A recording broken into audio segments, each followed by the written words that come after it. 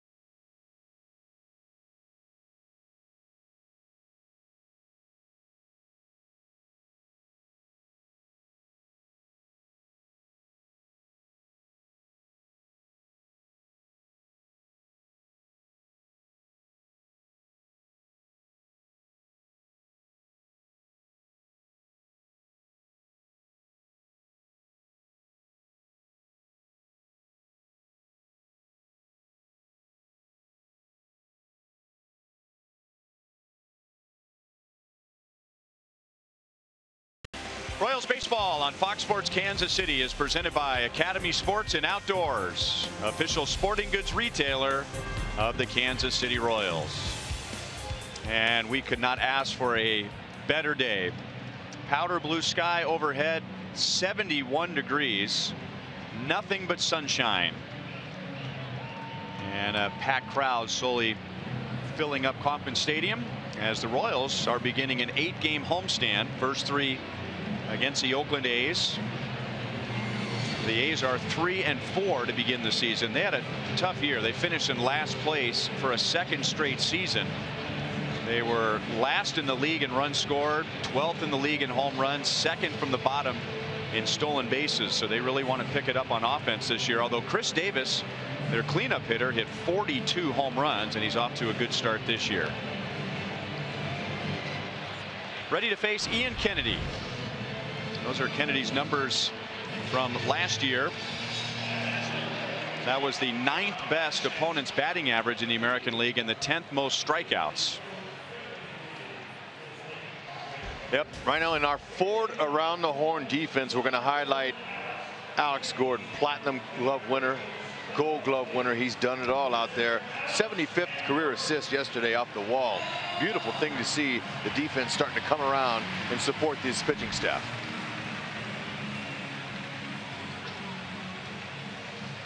There's the crew chief, Dana DeMuth. He'll be at first base.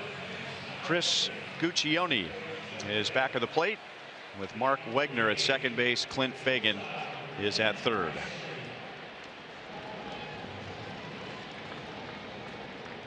Royals have won 4 consecutive home openers.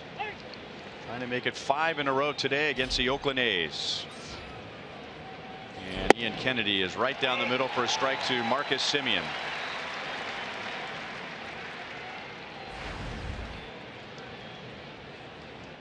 Low batting average, but his on base percentage is over .400. Yep, absolutely no surprise that heater's coming, and another one too. He's not afraid. He uses that pitch all the time.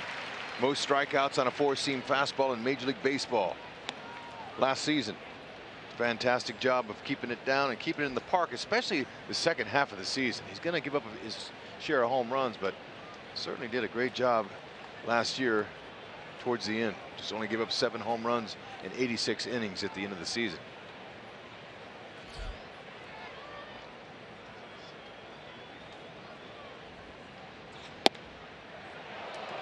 A little bit outside, 1-2. Rare outing for him last time in Minnesota, walking 5. Doesn't happen very often. Fastball, curve, changeup, and his slider.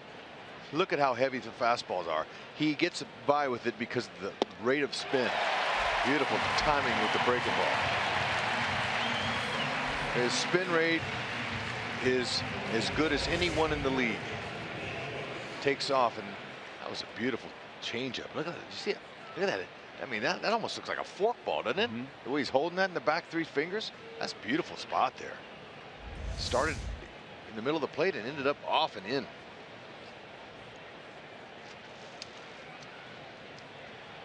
And now Matt Joyce in his first year with the A's. We've seen Matt Joyce with the Tigers and the Rays.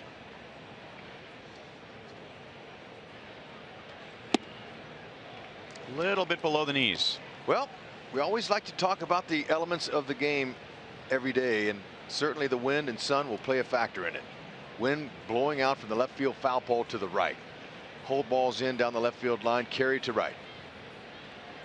Sun, the most dangerous time of the day here at the K right now. Look at the shadows. You see the shadows underneath the players. That tells you where the sun is, and it helps the players as well. Clear blue sky like that, they call that a high sky. Not quite as high of a sky as in Oakland, but it's difficult when that ball gets up there. And the reason the sky's so high in Oakland is the stands are lower, so there's more sky, and they call it a high sky. Does that make sense? It does. Never heard it described that way before. But the stands have a lot to do with it. Right where Salvador Perez wanted it, trying to get Joyce to chase a fastball up. Not surprised with all the low batting averages this time of year. You might have 1 or 2 guys in the lineup that are hitting over 300. That's a tough time. Pitching's usually ahead of the hitters.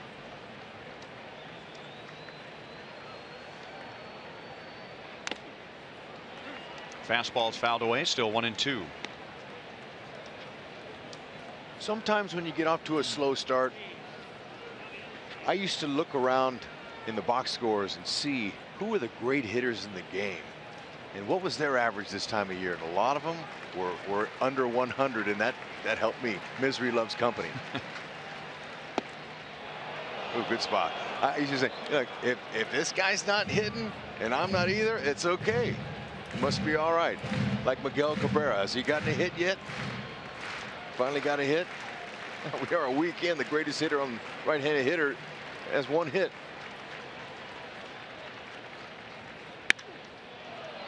In the air, a lot of wind, and there's Kane fighting the sun, and Gordon, taking nothing for granted, comes way over from left field to make the play. Like I said, that will be a factor today on balls just like that. But Alex Gordon with the better angle. That's right into the teeth. Look at the communication between these 2 veteran players. Alex looking the other way. It's key to be able to pick that ball up out of the sun.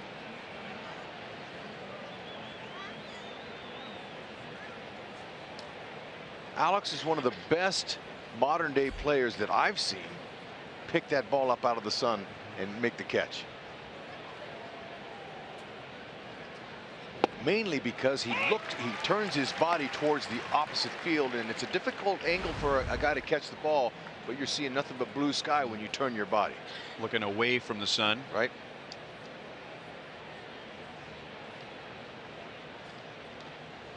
Oh, and 1 on Ryan Healy, the A's designated hitter. 0-2. Kennedy had a very easy first inning on Wednesday at Minnesota. 3 up, 3 down on just 11 pitches.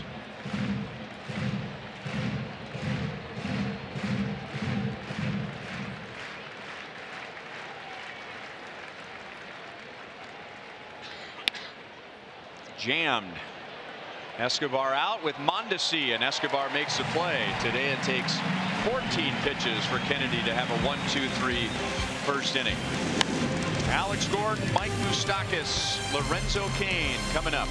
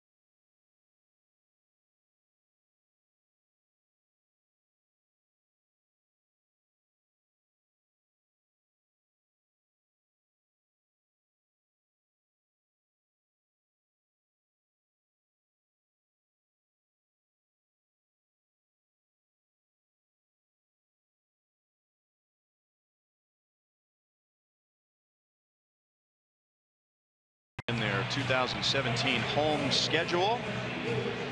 And here's the lineup today. Gordon, Moustakas, Cain, Hosmer, Perez, Moss, who got his first hit, a home run yesterday in Houston, Orlando, Escobar, Mondesi. And this is 25-year-old Jarrell Cotton. Lost to the Angels on Wednesday, giving up 5 runs in 4 1/3 innings. That was his first major league loss after being called up to the big leagues last year. Royals did get a look at Jarrell Cotton last season in the middle of September. It's a good looking young pitcher. Good stuff. Look for the heater. 5'11", 195 pounds. Royals saw him last season. He went 5 2/3 on September 13th against the Royals. The Royals got 3 runs on 7 hits off of him. A couple strikeouts. He threw 103 pitches in just 5 2/3. So he's a young man with good stuff. Like I said, that fastball is his premium pitch, though, and he's going to use it to set up that excellent changeup with screwball action, moving away from the righties and into the lefties.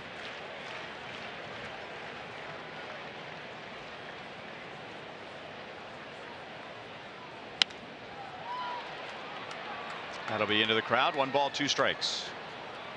Jarrell Cotton, J-H-A-R-E-L. Interesting spelling. Fastball, screwball. All right, I like that. Cut, fastball, curve. Something a lot of hitters don't see from right-handers or left-handers anymore. The great Fernando Valenzuela had the latest, or the last really good screwball. Goes away to the lefties. Yeah, I'm thinking about lefties who threw a screwball or a changeup that looked like a screwball, and I can come up with a few. Righties, on the other hand, I can't think of any.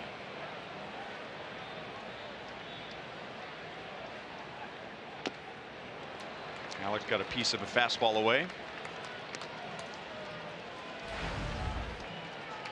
Batting at .240. He was just 1 for 12 in the Minnesota series, but 5 hits in Houston, which included 2 doubles and 4 driven in.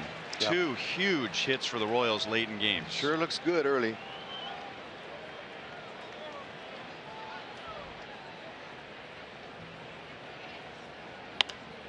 And I'll tell you, he dodged a huge dart in that first game when he got hit on his wrist, on his right wrist.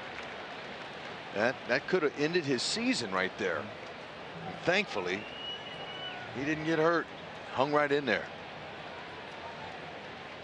Guy's tough as nails, believe me, but sometimes, you know, when that ball hits the bone, you're not going to survive it to play again. Nice. See, you want to see as many pitches as you can. Even though Lorenzo Cain leads the team with walks and 7, Alex will probably end up being the leader in walks. He's very patient. Ned has him in that leadoff spot for that reason. Get on base. Let the guys knock you in.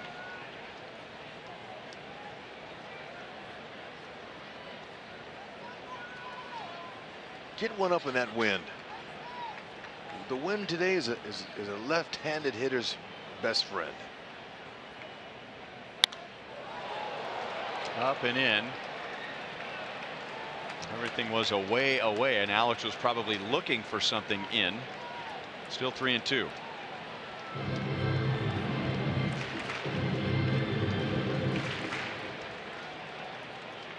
Terrell Cotton went to Oakland last year in a trade with the Dodgers. He came up through the Dodgers organization and was involved in the deal that sent Rich Hill and Josh Reddick to LA. He had a cutting action to it.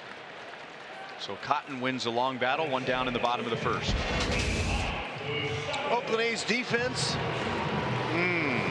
could use some improvement over last season. They were the worst in Major League Baseball, and I don't like to expose the warts, but every team's got warts. That was a glaring one. Got to improve on that in order for them to move up in the standings. Trevor Plouffe is a 2017 newcomer after all those years with the Minnesota Twins, now playing third for the A's. And I was talking to Paul Molitor that had Plouffe last season in his first year as a skipper, and he said he missed Plouffe. He liked Plouffe, and that Plouffe was a guy that he worked with when he was a young minor leaguer, and he said he misses him. Good guy. That's a little pop from the right side. Pretty good glove.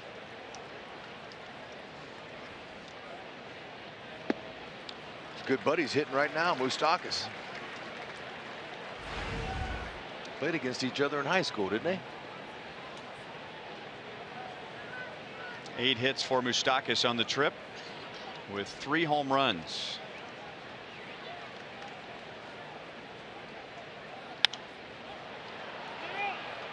That'll be out of play, and we'll look at our Academy Sports and Outdoors leaderboard. Most home runs through the first week of the season. Only the Astros and the Rangers have more than the Royals. Moustakas has 3. Salvador Perez has 4. All your years here, do you remember seeing the Royals in that category this early? Alonso will take it to the bag himself. The wind blows the hat off of Cotton's head. 2 down. This could be a fun year for the long ball.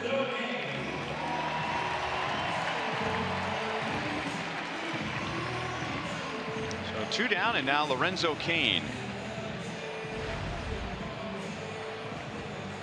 Cain was just 4 for 20, and I say just as far as the 20 at bats because he was walking. He had 7 walks, which is the second most in the major leagues. On base percentage over .400.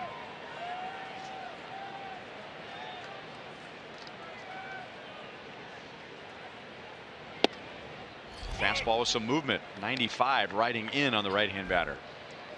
Royals saw Cotton in spring training.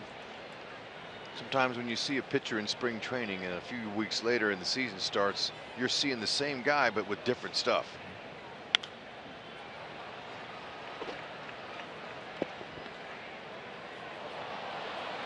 They don't like to show you all their cards in spring training because nothing counts. They don't care if you hit a 3-run homer off. But once that bell rings, that's a whole different game.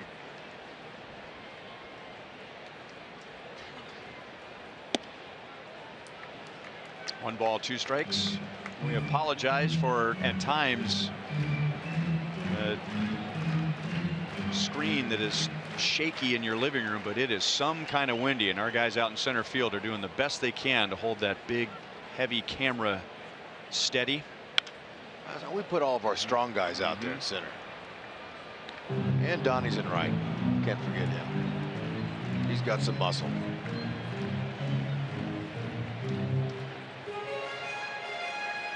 Yeah, flex. Go ahead, Morgan.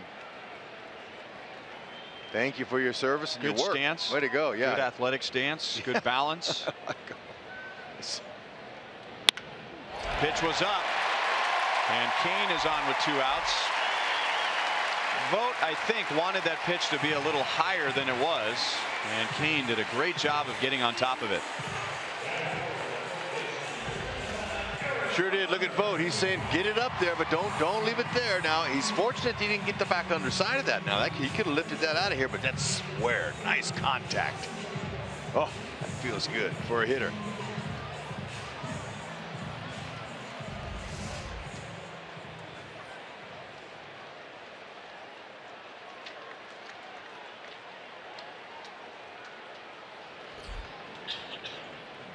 Runner at first for Eric Hosmer.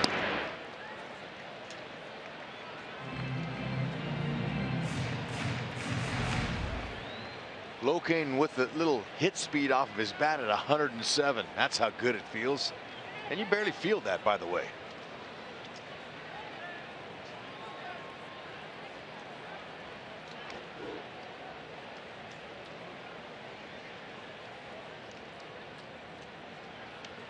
Kane started and stopped, and Hosmer fouls it away. You know, you mentioned Stephen Vogt.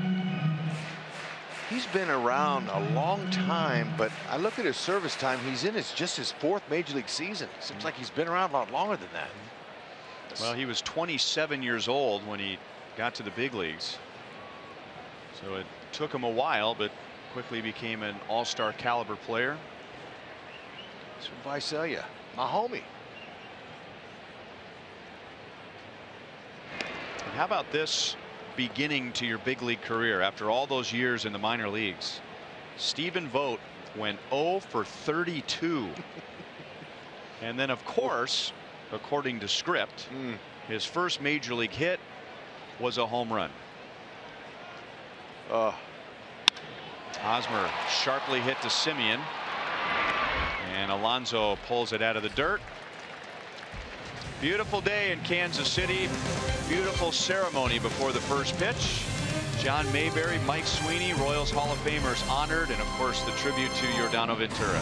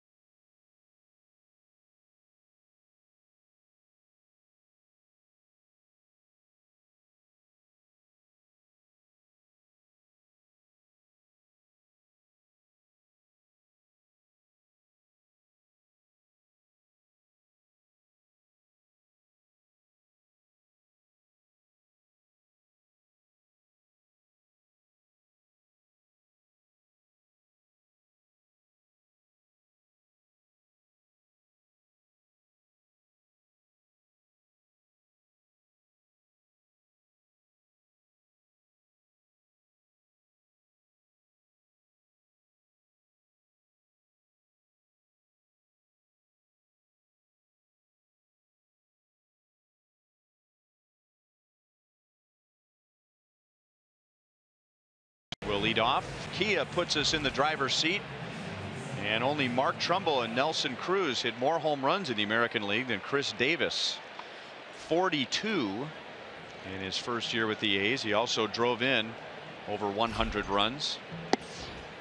That was the first time in 10 years the Oakland A's had a hitter with 100 RBIs. You got to go all the way back to Frank Thomas in 2006.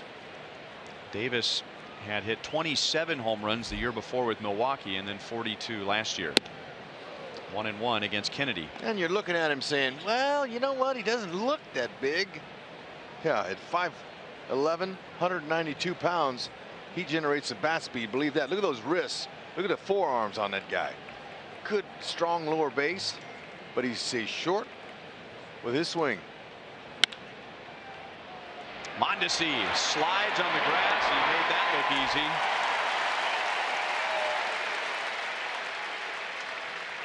Brian, you get to do a radio show with Dayton Moore every week, right? And what does Dayton think about developing Mondesi at this big league level? Yeah, very interesting answer Dayton gave, because Mondesi looked, the word I used was shaky that first series in Minnesota. And Dayton's answer was very telling about the Royals' plan, and just very telling about how Dayton thinks. First, the pitch to Stephen Vogt with 1 out, and that's in for a strike. But Dayton said, I never use I or my, but this time I did tell the coaching staff that we're going to have to develop him at the major league level. The Royals do think he's going to come along quick. And right on cue, ball goes off of his glove after a sliding play to the batter before. So we'll see how they score that, a bad hop or just an error. It's got to be a hit. It's a tough play. But even with some of his imperfections the first week of the season, we've also seen what a weapon he is defensively and when he gets on base. And so everyone's just prepared that it's also a new position for him. We have to remember that. I like to use the 2 words game changer when I talk about Mondesi, because he has that type of skill. They did rule that a hit for Stephen Vogt. 1 on 1 out. Jed Lowry takes a strike.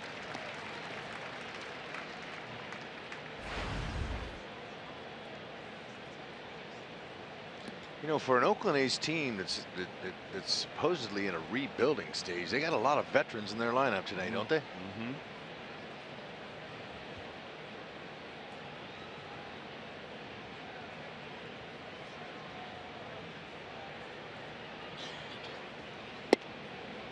Yeah, on the topic of developing and rebuilding, they seem to be the constantly rebuilding Oakland A's. They'll have a group of guys that maybe get a shot for 2 or 3 years together, and then they start all over again.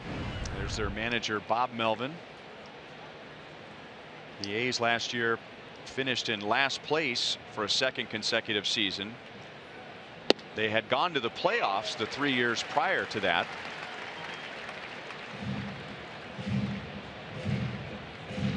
He's got a lot of experience, does Mel.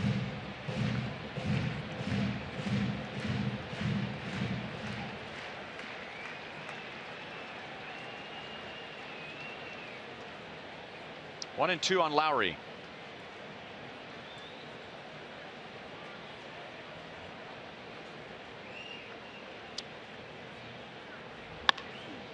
Pulled foul.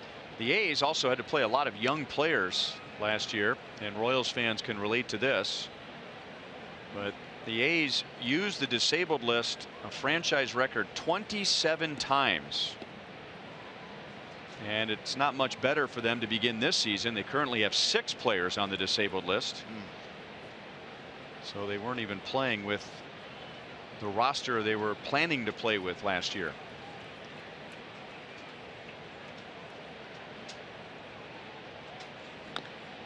Fouled away again by Lowry. Very nice. Kennedy, in order to have success, a pitcher has to be able to change speeds. If you throw one pitch all the time, they're going to hit you eventually. Kennedy knows that. See how he's on the side of the ball like that? little pressure from the index the middle finger, and you can get the ball to break.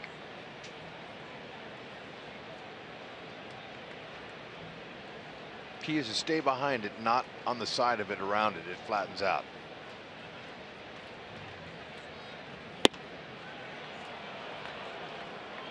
Two and two. You know, when I see Bob Melvin, it reminds me of when we played against each other in, must be in Double-A, and he was a member of the Birmingham Barons, and he parked a 944 Porsche underneath the outfield bleachers. And I remember walking by that as a minor leaguer, and I go, "Who's driving that?" And it was Bob Melvin. He was a bonus baby. I know what he bought a Porsche. It was beautiful. I'm thinking, man, this ain't even the big leagues. Mel was sporting a Porsche. Way to go, Mel. His team split 4 games at home against the Angels to begin the year, and then lost 2 out of 3 in Texas over the weekend. The A's are 3 and 4. The Royals are 2 and 4. Vogt is running, and Lowry hits it hard to right field. Paulo gets turned around and is able to recover quickly. You don't have long, especially how to read that off the bat. You have like 2 seconds, maybe 3, a little bit longer in the outfield than the infield. So when you make a wrong turn, that's how you turn the other way. You don't turn counterclockwise. You turn clockwise with your back to the wall and turn around and snap your head. And with that wind and reading the sound that you hear off the bat, you can sometimes tell that you need all of that sensory issues there to be able to catch a ball and judge it properly. Breaking ball for a strike to Alonso. And we say this often, not just about the Royals, but any good defensive player, that they make a difficult play look easy. And what Paulo just did is very difficult. And if you don't believe me, when the inning's over, go out on the street in front of your house and start running to the side, and then hit the brakes and then turn clockwise as quickly as you can, and see if you can keep, first of all, your balance and then your bearings as to where the ball is in the air. Use a tennis ball, because if you get one on the noggin, start with the tennis and ball. have somebody throw it. Yeah, you could do that.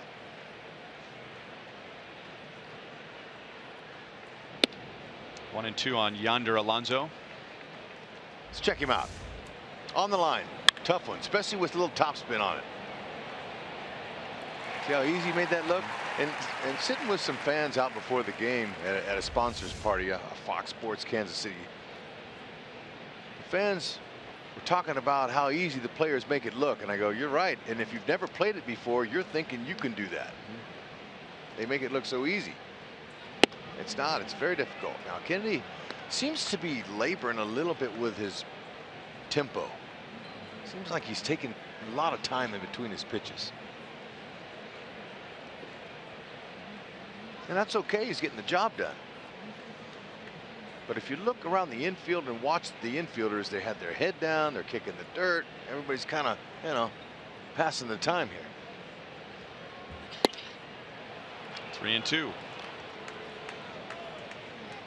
It's early, but looks like Kennedy has not been able to put the ball where he wants, to his arm side. Just missing outside. Trying to work the left-handers away.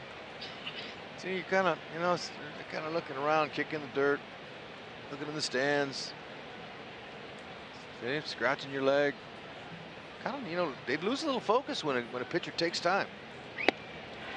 But he gets a strikeout. A fastball up takes care of Yonder Alonso. Salvador Perez has a chance to tie the Royals record for consecutive games with a home run today. He'll lead off the bottom of the second.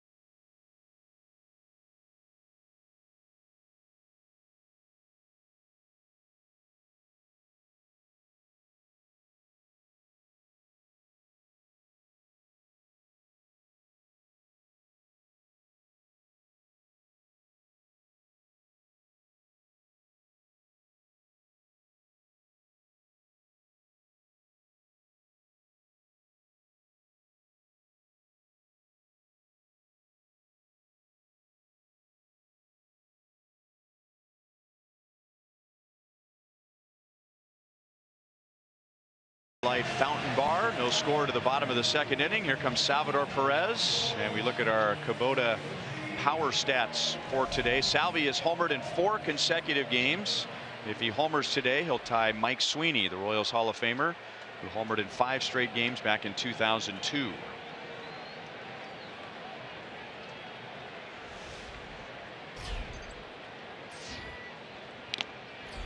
Fouls it right into Vogt. He wasn't trying to water the right field garden with that swing. He's got that nice little pull power swing working. Under control. Terrific balance. And he's locked in. When you have home run days like that, 4 in a row, you're locked in. Got a cutter. Looked like 92. With some late movement. That was the same pitch that Cotton used to strike out Gordon in the first inning. I got him down in my book as having a cutter. All it breaks is just about an inch or 2. Oh. High and deep to left field. That wind's going to hold it Davis in. back, and he's got it up against the fence. On another day, Gosh. he ties the record. He got no help at all from Mother Nature. If you're going to hit one out to left field today, you're going to have to keep it a little lower than that, because that gave the wind plenty of time to work on it. Yeah, I knew it. It was hit too high.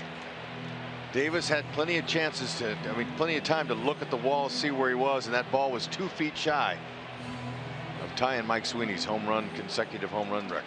5. He's got a few more shots today. Too bad we weren't in Houston. That would have been off the facade in Houston.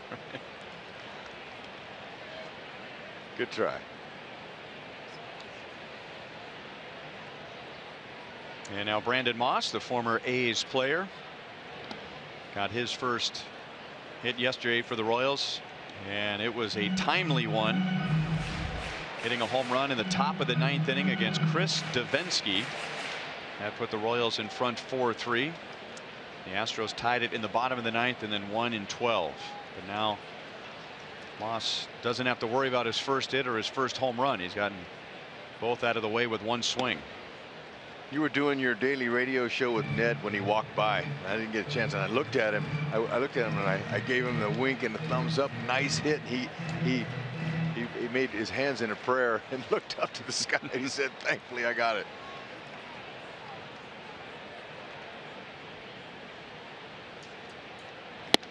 Well, as Moss goes down to first base with 1 out, had the Royals not won that wild card game in 2014, we would have been talking about how Brandon Moss, as a member of the A's, single-handedly beat the Royals that night with 2 big home runs.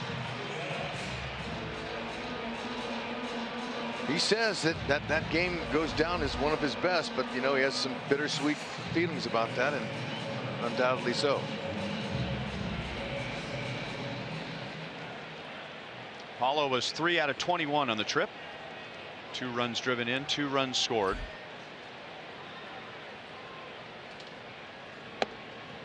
Down and away, ball 1.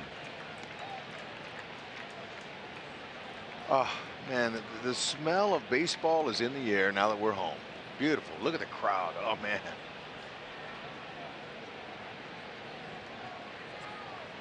Beautiful. Look at them all in blue. It's reminding me of postseason.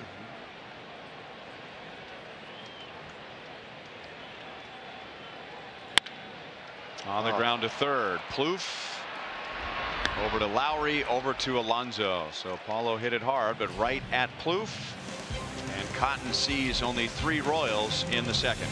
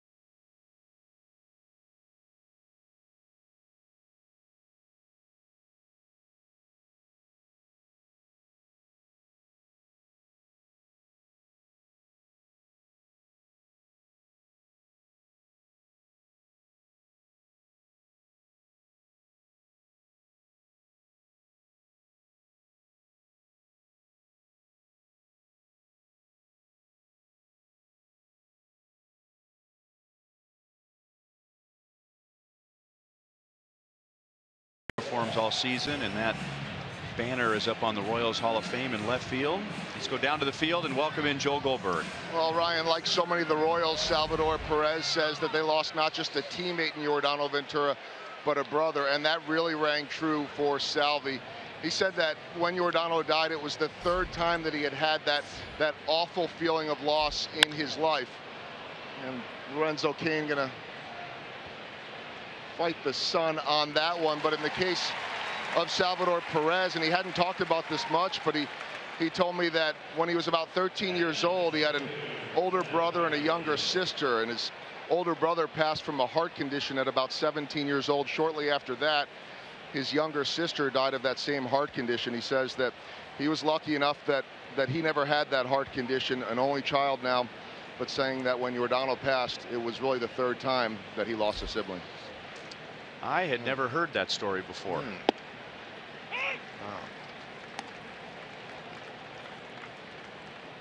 Thank you for that, Joel.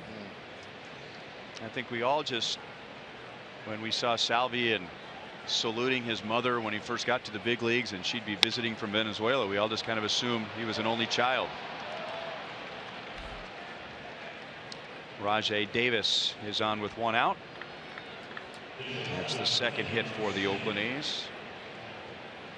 Salvi receiving the ceremonial first pitch from Marisol Hernandez, Yordano's mother.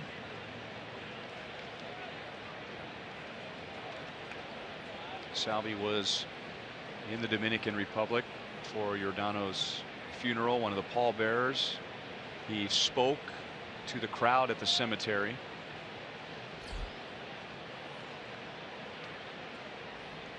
And once again, the Royals go above and beyond. First class ceremony. Not surprised. Well run. Eric Hosmer did a wonderful job with a very difficult assignment, having to fight back the emotion after seeing the video tribute to Yordano. Beautiful rendition of Amazing Grace by saxophonist Michael Phillips, and Eric had to grab the microphone and talk to everybody here at Kauffman Stadium and did a great job. Very, very difficult to do. Well composed, kept himself together nicely and thanked the people. I'll be surprised if Davis takes off and steals. He doesn't have a steal yet this year, but had 43 last year with the American League champion Cleveland Indians. He's a player, man. You know, look at that. He's ripped off 365 bags in his career. Look at that. 80 percentile of success rate. Always fun to watch, and one of my favorite ball players. I love him. You know, one of the reasons, big smile on his face. He's happy all the time. And if you know anything about Davis, you're going to start with his speed. But boy, did he hit a huge home run in Game 7 of the World Series against Aroldis Chapman. One of the best ABs I've ever seen. Money time.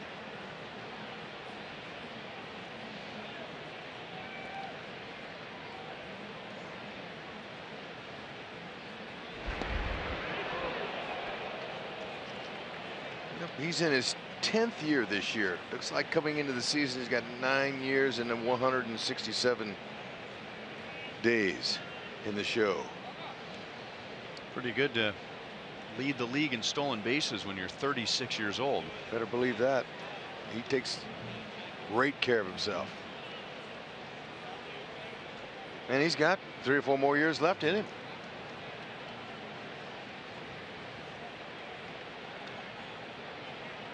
Kennedy, not much of a ground ball guy. He's a fly ball pitcher with that fastball of his.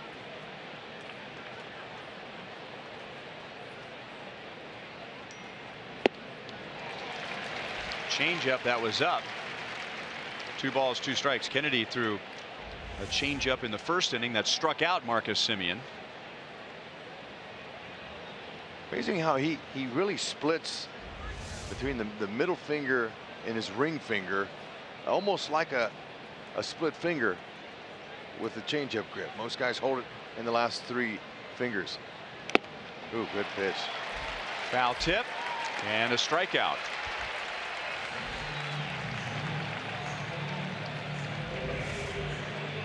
Keeping it low and out of the zone. Falling down, you can't hit that. Kennedy had a good year last year in his first season with the Royals. Our Toyota League leaders shows us that if you go back to June the 30th, he has been among the best in the American League when you're talking ERA. Only Irvin Santana and Justin Verlander better. Verlander was second in the Cy Young voting last year, but there was no late season fatigue for Ian Kennedy. He just got stronger. If there was one negative statistic for him, he gave up 33 home runs, which was a career high, but only 7 in his last 86 innings. You know, he figured it out. He started leaving that fastball above the belt and not quite at the belt. Sometimes, you know, there's a fine line watching him last year, watching him pitch.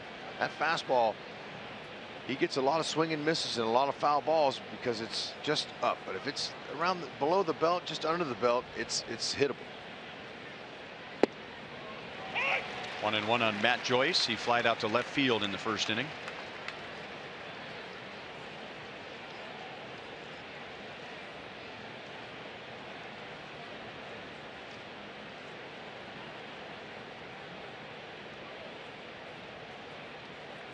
Davis does not have a huge lead over at first base. There have been a couple of pitches that Kennedy has made, and Davis has flinched and even taken a little half step back toward first. So to this point, if you're just reading his body language, he is not reading Kennedy very well. Not comfortable over there and getting a good jump. No, but he can't get that extra step he wants because Kennedy's feet are too quick. But you know, Kennedy, he's durable. He's strong. You know what you're getting when he comes out there. So that's what you look for in an ace. You know what you're going to get every time out, and that's consistency. 3 times. He's in his 8th season now. 3 times he's went over 200 innings. Davis runs. Salvi puts it on the bag. And Davis was somehow able to hold the bag with his left foot. I mean, from up here, it looked like he slid way past the bag. But second base umpire Mark Wegner pointed to the bag, saying that he kept his foot on it. Don Wakamatsu will check in with Bill Duplessis. Now, you know, he goes head first a lot more times than he goes feet first. That's his style. But whenever you steal 365 bags, you got an idea what you're doing. Now, see, he starts a little bit early, but still the momentum and of his slide is going to carry him, but he's keeping his knee and his back and his foot right on it.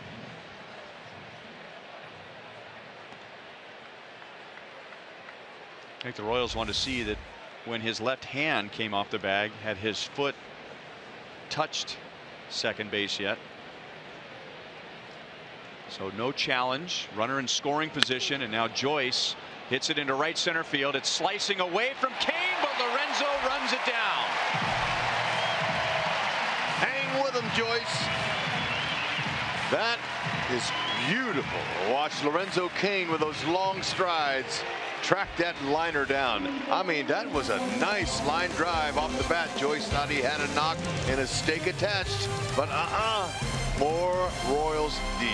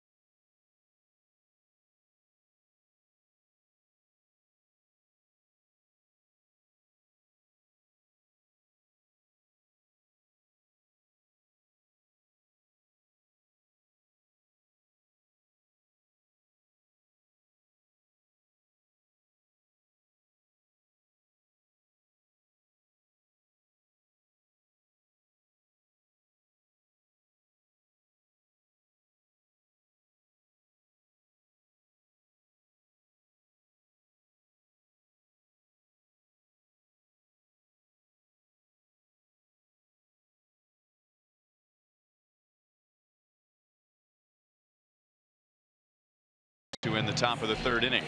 If you'd like to host your company, family, sports team, or other group here at Kauffman Stadium for a special occasion, single game suites and party areas are now available throughout the month of April and May. Escobar hits it to third. Plouffe backhands just inside the line. One pitch and one away for Cotton. If you're interested in a single game suite, the number to call is 816-504-4040 option 4, or you can email group sales at royals.com. All those suites are jam-packed today. Not only do you get the suite, you get your own little section of seats right in front. So if you want to sit and watch the game as you would with a regular ticket, you go right ahead. If you want to enjoy it from the comforts of the suite, you have that option as well. I don't think there's one seat that's empty here today, and there wasn't any in that suite either. Beautiful sight. One thing he's missing is 2 or 3 runs to give Ian Kennedy some support, hometown pitcher.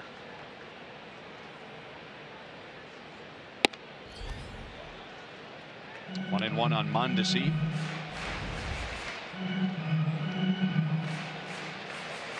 A player with Mondesi's type of skill is fun to watch. You know, the corner, they play havoc on infield corners, his third baseman, first baseman, because they're going to play in, and whenever he bunts, he's so fast that he doesn't have to be perfect with it. There's a guy that could probably hit 270, 280 if he never swung the bat. He could bunt. He would make. I wish someone would try that. We've said that about so many guys over the years. Yep. I wish one guy would try that. Best bunter that I ever played against was Brett Butler. Vizquel was good too. Kenny Lofton. Lofton was good.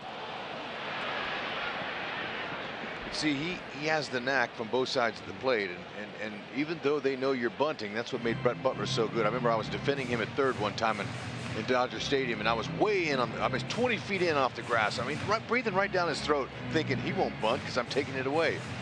He dropped a bunt. You couldn't have rolled it any better. I mean, it was perfect. And I came in barehanded and threw it. He still beat it out. I said, oh, I can't believe the skill. That's a tremendous skill. You have to learn that. So the moral of the story is it's better to not be as quick to make sure you put the bunt right where you want to, because some guys, I think, ruin the bunt by trying to run out of the box. Exactly. They're so worried about the element of surprise. No question about it. And just because a guy's in, the fielder has to be perfect, not the bunter when you have that kind of speed.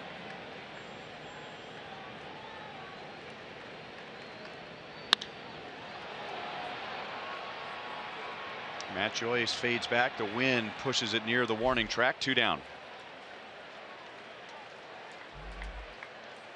Another thing I like about Mondesi is that he will show bunt, and if he doesn't get the pitch that he wants, he doesn't give up on it.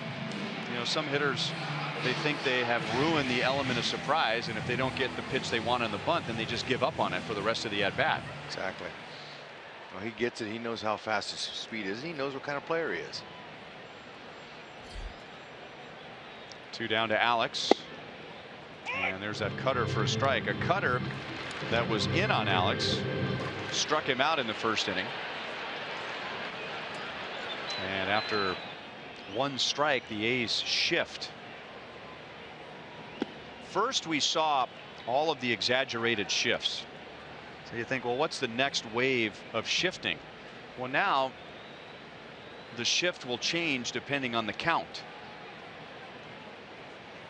And if there's runners on base.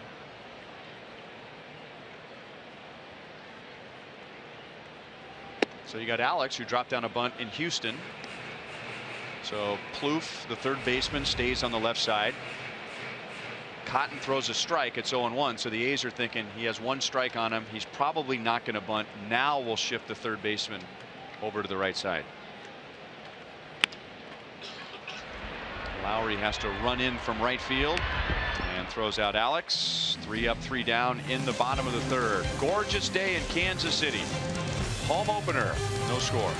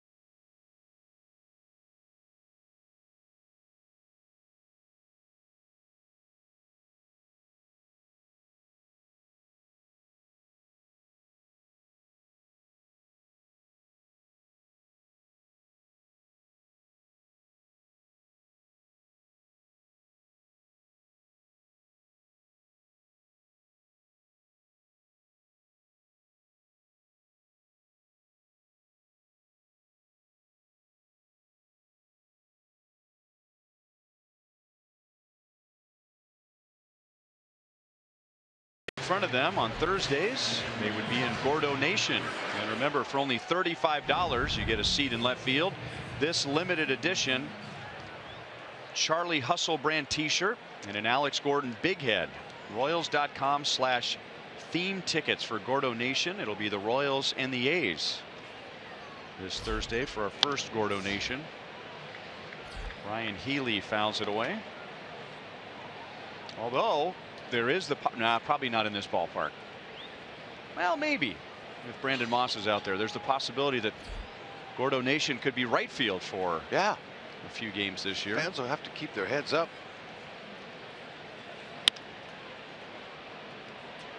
Paulo Orlando coming up, slides, and he had it in his glove, and it popped out as the glove hit the ground.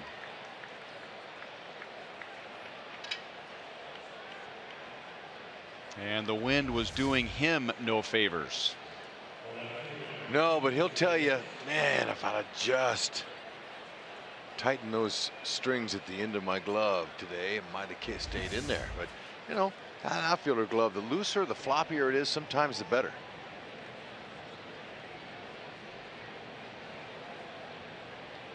So the A's have their leadoff man on for the first time. That's the first time either team has had a leadoff man on.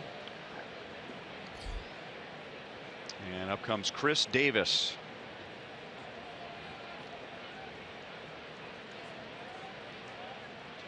What kind of outfielder glove did you use? Did you use a trapeze with the fingers, or did you have a web? I liked a smaller glove. I didn't like the real huge outfielder's glove. I mean, it wasn't, you know, it's not a glove that a shortstop or a second baseman would use, but maybe more like a third base. Now I was left-handed, but I didn't like the big glove like Paulo has. Yeah, I use a trapeze. It's got fingers, long fingers in it, and I could get to where, and I would put my glove halfway in the glove, so it gave me a little more extension. And I could feel the ball when I snow cone caught it, and I had to hold it when I make a dive and play. You could feel it. The extension is like, you know, 8 inches longer than your fingers, but there's such a good feel to that glove that those outfielders have that they can feel that. And Paulo will probably tell Kennedy he could have caught that. Just missed it. Good try. Well, Hud, you know, some people don't need that extra extension. They just get there. That's right. You got that right.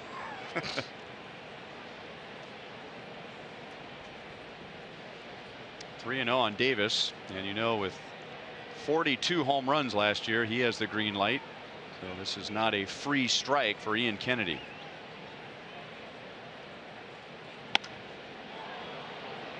The wind will push it. It's out. And Kane at the wall. Chris Davis has hit a 2-run home run on a 3-0 pitch. Wow. That's the perfect swing for a right-handed batter today. You don't see a lot of opposite field homers in this ballpark by right-handed hitters. Fastball down the middle. You can see it. Sally was set up down and away. Yep, four-seamer right there. And just an easy pass. Caught it just right up in that wind.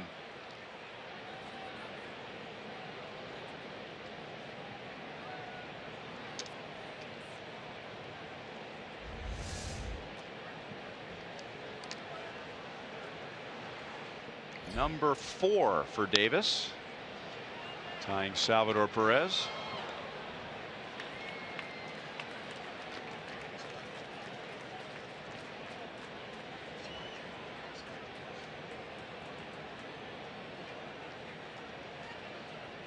Oh, and 1 on Stephen Vogt.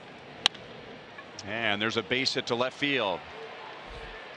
Alex is going to cut it off deep, but Vogt will be into second base with a double. So the A's have a single, a home run, and a double to begin the top of the 4th inning. That's where they left off last year. I was just going to ask you that. Do you remember the last time the Oakland A's were here? Oh, man, it was not pretty. They did not look like a last place team and a team that was doing very little on offense. They had the series of their season. I mean, you just couldn't beat them. They were red hot here in the K. Came in here and swept the Royals in a 4-game series in the middle of September. Lowry was able to check his swing. 1 ball and no strikes. The Oakland A's scored 43 runs in 4 games. They outscored the Royals 43-12. That was the worst 4-game series in Royals history. It was the most runs the Royals have ever allowed in a 4-game series, and it was the most runs scored by the A's for them in a 4-game series. Yeah, it was not pretty if you're a Royals fan. Escobar is out and takes charge, and that is out number 1. The Royals actually won the first game of the season series between the two teams, and then the A's won the next 6.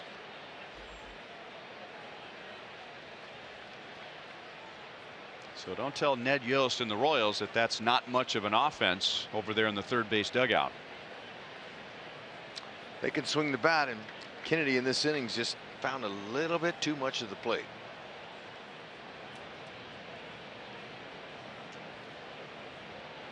The key is to try, and it's not easy, try to keep the ball on the corners, up and down, out of the middle.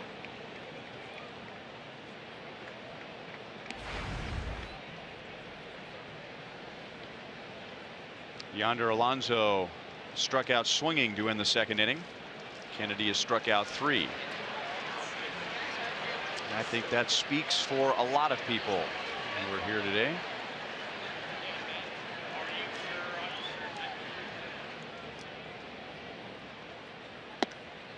Good changeup.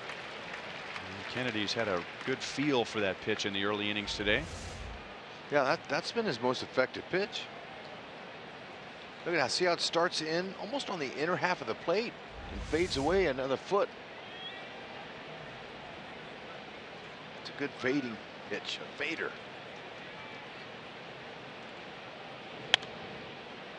And then late on a fastball.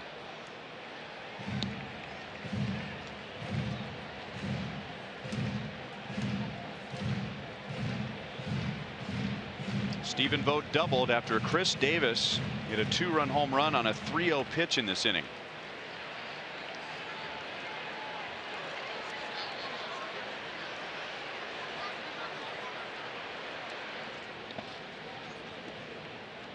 Two and 2.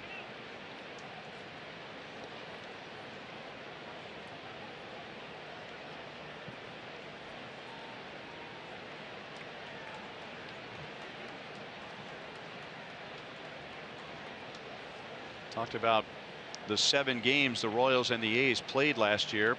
Ian Kennedy did not start any of those games.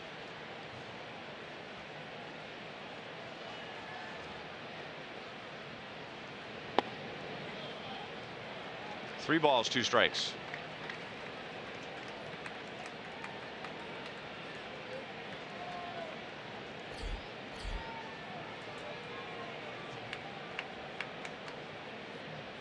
Not bad with his overall pitch count. He has not gone 20 pitches in an inning yet.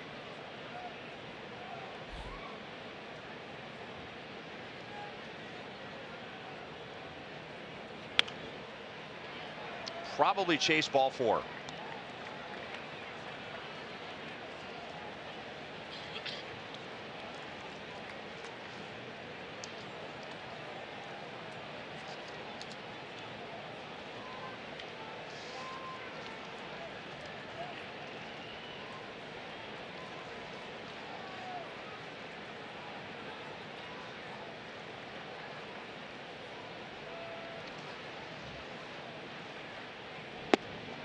And now a walk. So Alonso was down in the count at one point, 1-2.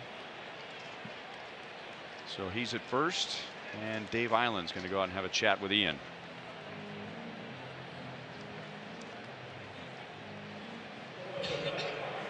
He will ask Ian to get Trevor Plouffe to hit a ground ball to Alcides Escobar.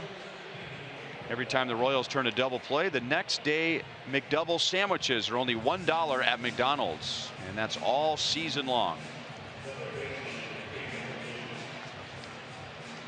Eric Hosmer from Miami. Yonder Alonso, after defecting from Cuba, grew up in Miami. And now Trevor Plouffe. First and second, one out. Plouffe fly to center in the third inning.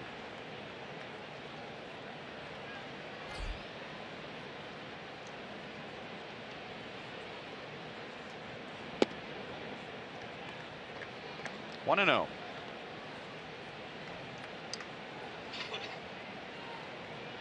Kennedy in his start on Wednesday at Minnesota was not at his best, but he did an excellent job of limiting the damage.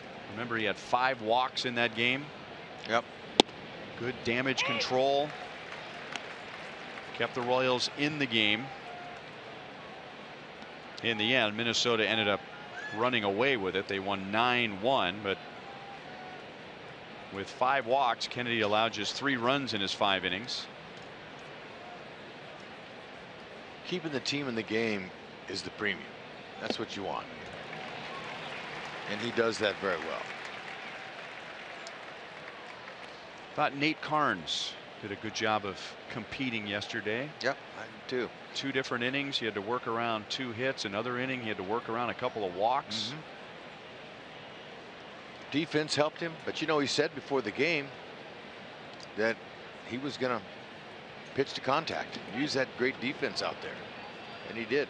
Speaking of great defense, very nice block. With most catchers, that's runners at second and third right now. Gotta believe that. Look at how he uses his hands now. That caught all of his right palm.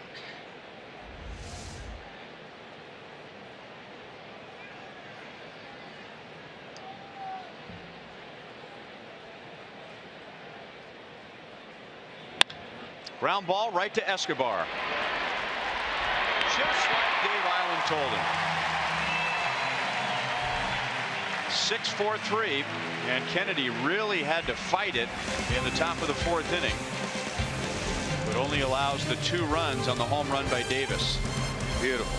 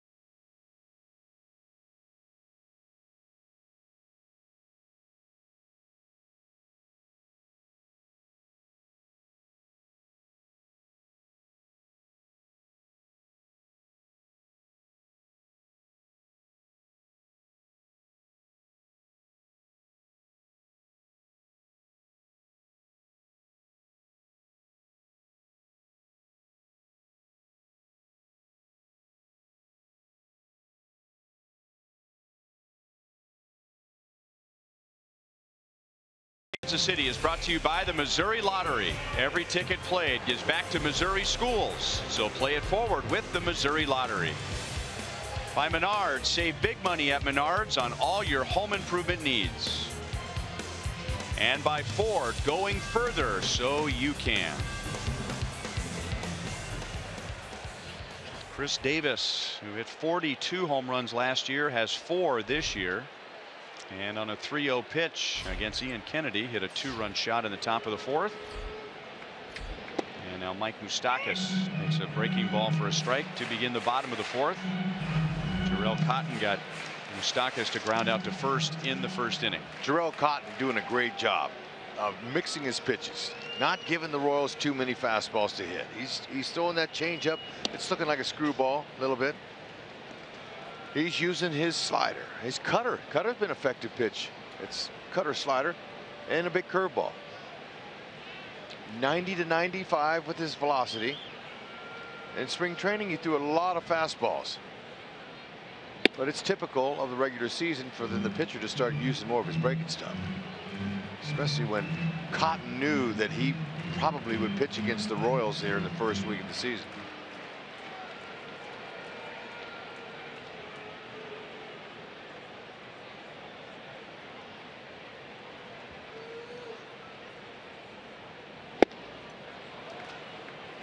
Two and two.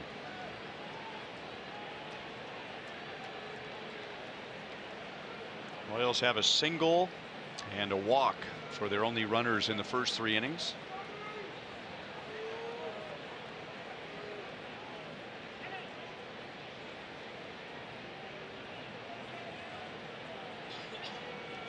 Stephen Vogt put a sign down and then reconsidered.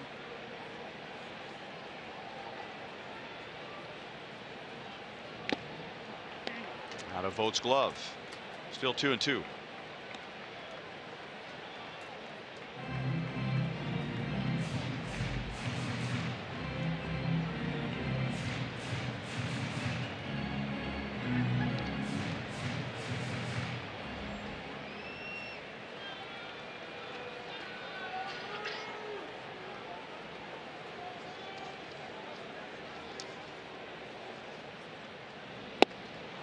The changeup and his second strikeout.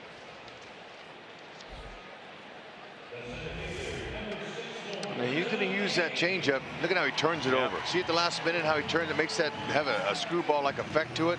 He'll throw it to lefties and righties. Doesn't matter. And it's been an effective pitch, and really it's his go-to pitch when he needs to strike out or there's runners in scoring position.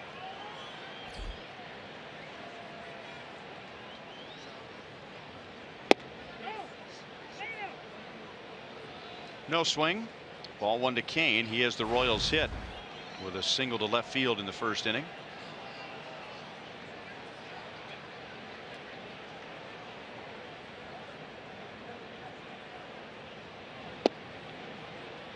Little bit low, 2-0.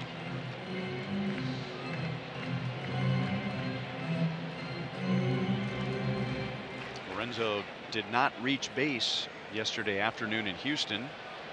And that was the first time all week. And now back on base today with a single, and now he's way ahead in the count. 3 balls and no strikes. Hosmer's on deck.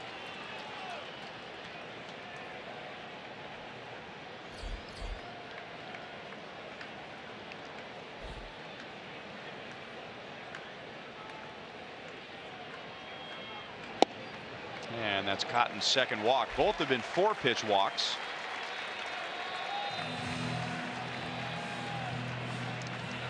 So the tying run comes up, and Eric Hosmer with 1 on, 1 out. Time for our sprint trivia question. Eric Hosmer recorded his first 25 home run, 100 RBI season last year. Name the 2 Royals who have reached those totals 3 times.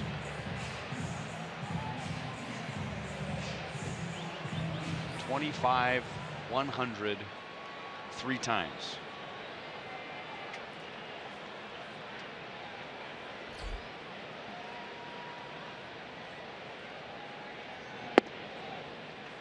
Down and away to Hosmer. He grounded out to the shortstop Simeon. Did we see one of those guys today of the old-time alumni Royals out there? We might have seen more than one. Okay.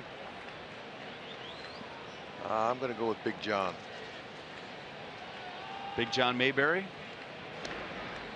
That's one. Got a nice ovation by the crowd here too, by the way. Big John.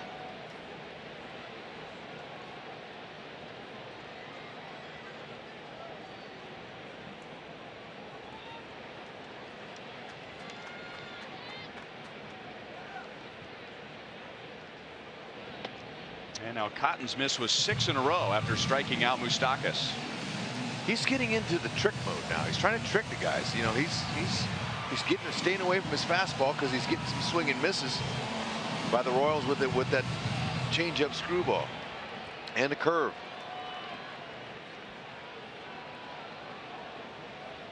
Two and 0 count. Haas. See what he does. Outfield playing him straight up. Kane runs. Got a good jump. And he was able to hang on to the base.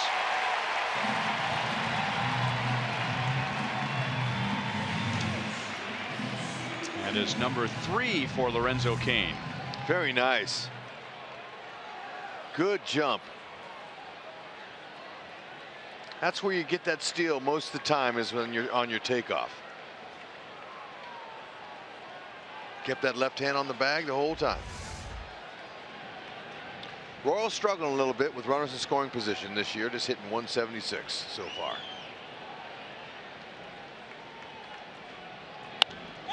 Had him reaching.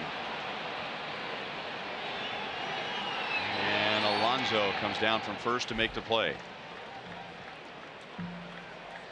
This would be a good inning for the Royals to score, because the next time they come up, they might be dealing with the shadows for a while. With the 3:10 start time, and this time of year, when the A's come up in the top of the 5th inning, the hitters will be in the shadows, and by the time the Royals come up, that shadow might be somewhere in between the mound and home plate. Yep. It sure does make a difference, especially when it gets out past the dirt, halfway into the grass. It all turns light to dark.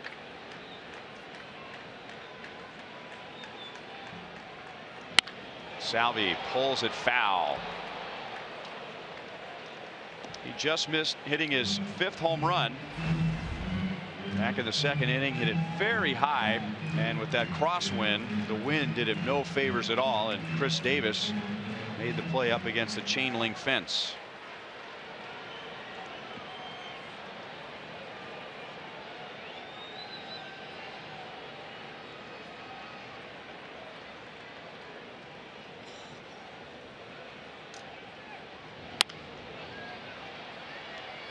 Oh, and 2. Second and high fastball. He tried to get by him. It's just above the belt. Salvi got underneath it too much, unfortunately. Nice play there by Davis.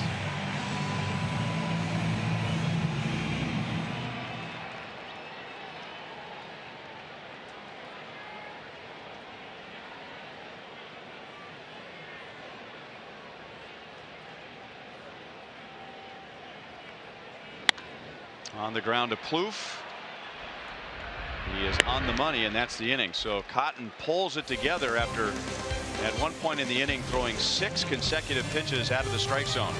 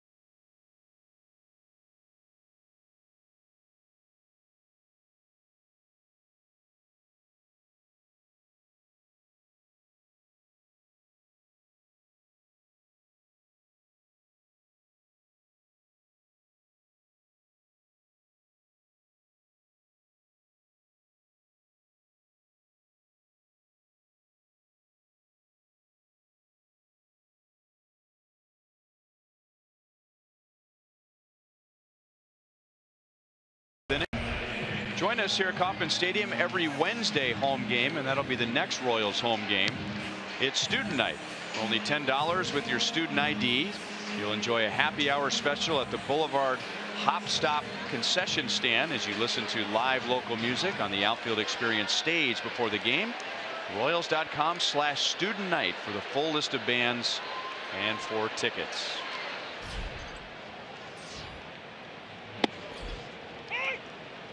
Rajai Davis takes a strike.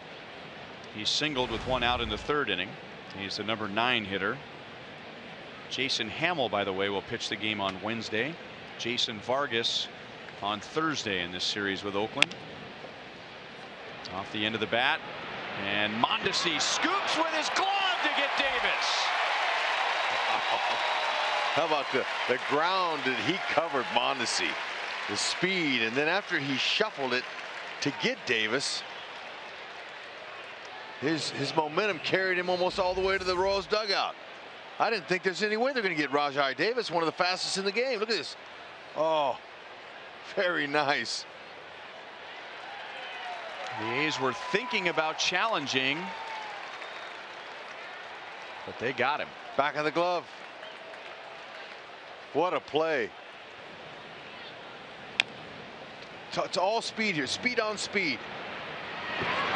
Look at that. I'd like to see who'd run a foot race. Now, it wouldn't be fair with a 36-year-old Davis to run a 23-year-old kid, you know? But still, excuse me, Mondesi's 21. That's right. My bad. That's not very fair, but Davis, I bet, could give him a run. Speed on speed's all that was. Beautiful. Simeon's having a tough time with Kennedy. Ian struck him out twice, finishing him off with changeups both times.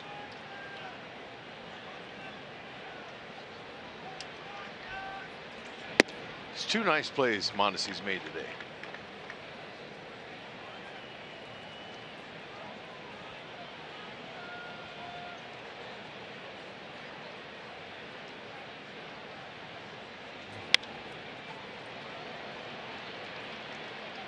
Escobar is out, calling off Alex Gordon, and Simeon is 0 for 3.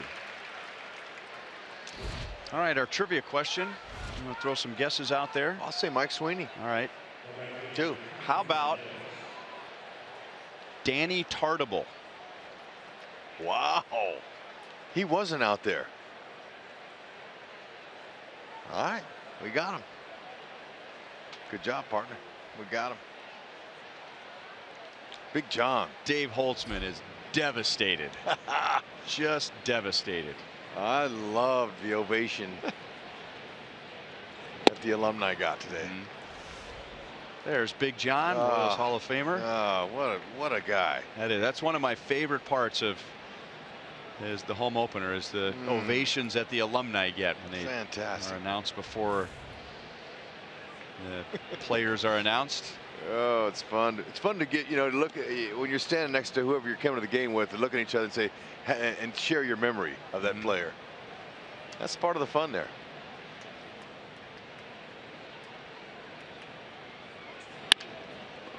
Mondesi diving and mad he didn't make the play, slapping his throwing hand on the grass. Matt Joyce is 1 for 3.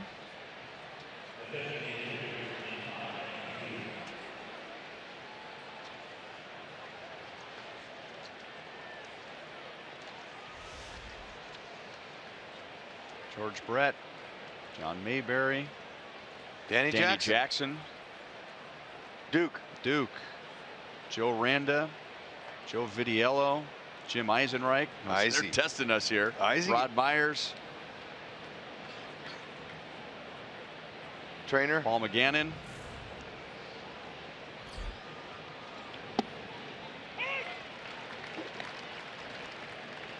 Ryan Healy, A's DH, singled and nearly lost a hit on a sliding attempt in right field by Paulo Orlando in the 4th inning, and then Chris Davis homered him home. And those are our only runs in the first 4.5 innings.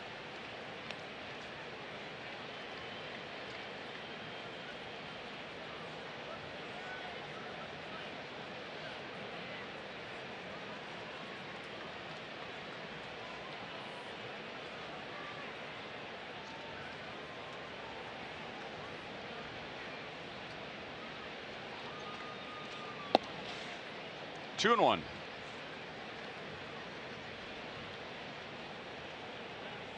Ryan Healy was playing some third base when the A's were here in September.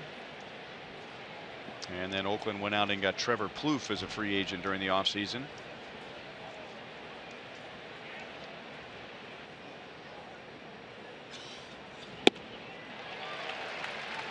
Two and two.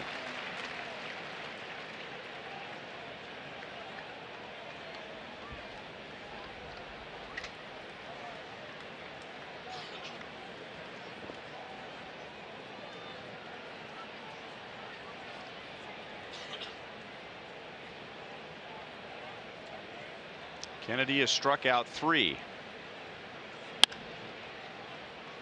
Past third base coach Chip Hale, who spent the previous 2 seasons as the Arizona Diamondbacks manager. Excellent baseball man is Chip Hale. When you're around the game and you have as much influence as he does, he's got a good energy, knowledgeable, you'll find a job somewhere. They've gone through some managers, haven't they? Arizona? Sure have. Ooh. 4 strikeouts for Ian Kennedy. He is not at his best, but he's making it work. And in his 5 innings, he's allowed 2 runs, and now the Royals need to score against Jarrell Cotton. Yeah, they do.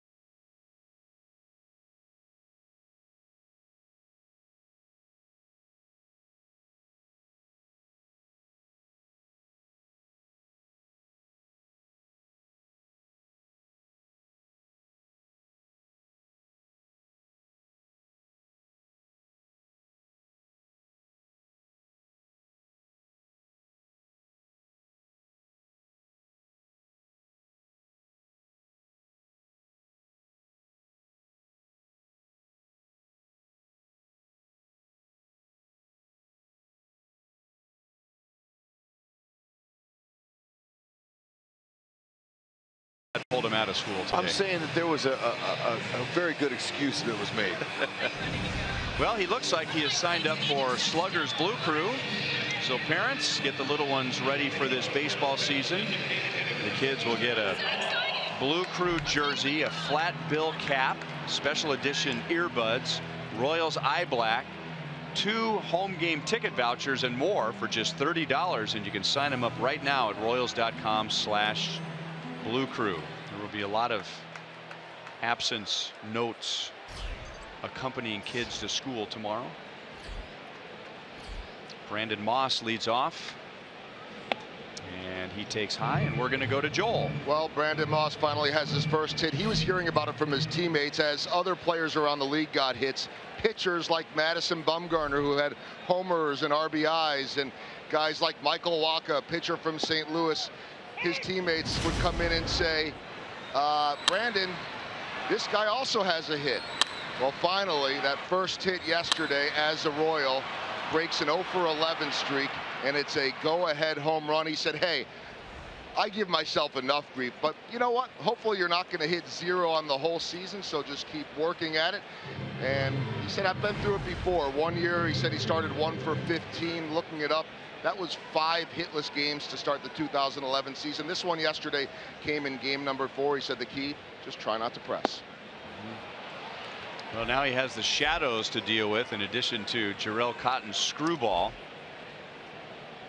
So Moss walked his first time up. Cotton strikes him out to begin the 5th. Yeah, I mean, if you're not used to facing a guy like this, especially effective against lefties, look at how he turns it over. He stays on top with his 2 fingers that are on top of that ball, and he pushes down and torques it in and gets that break to go away from the lefty. It's extremely effective against the left-handed hitter. Trick pitch. And there's his cutter. I knew he'd be tough today. Just by looking at him in spring. He looked very confident. It looked like he had a little more velocity in spring than he does now, but it's not all about velocity. It's about location and changing speeds, no question. Cutter again. And I don't remember seeing the cutter in the spring.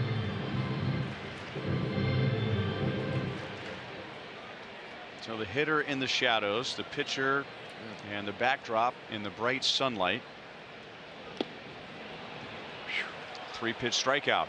And we talked about it last inning when the Royals had Kane at second base with 1 out. That was a good time to get him home, because for the next 2 or 3 innings, the pitcher is going to have the added advantage.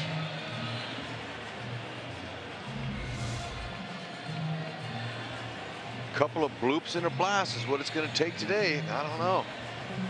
I mean, there's plenty of time left, and they'd like to get Cotton out of there. Really, he's only thrown 65 pitches. See if they can get to the pin and get somebody else. Man, he's really working that screwball.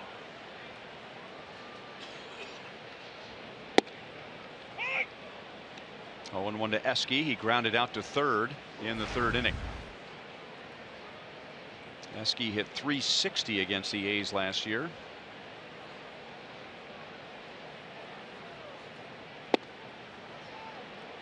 He's not throwing anything straight. No.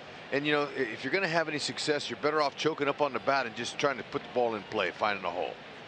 Doesn't look like you're going to be able to drive him. And when you have that long a swing, you're going to miss. Wow. He strikes out the side, and his last 2 strikeouts were on 3 straight pitches.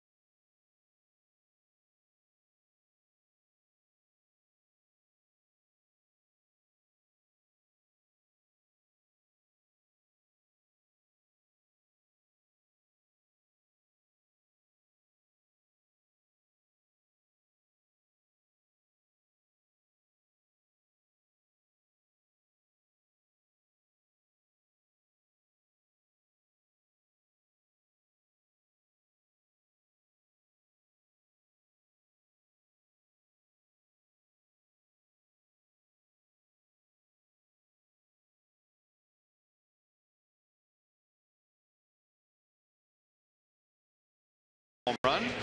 That's what's going on at Kauffman Stadium. Pineda takes us around the major leagues. Michael Pineda was flirting with a perfect game as the Yankees beat the Rays.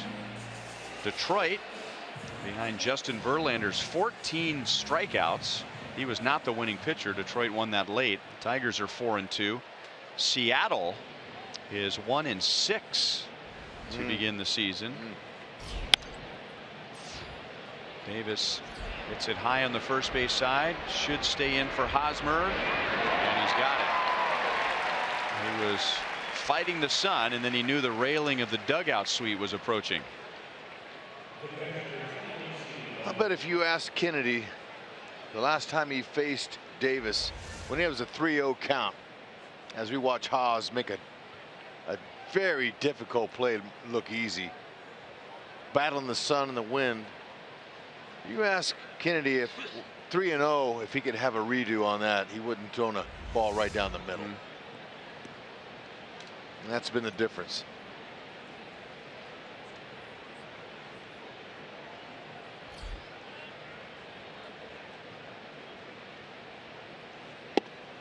Fastball strike to Vogt.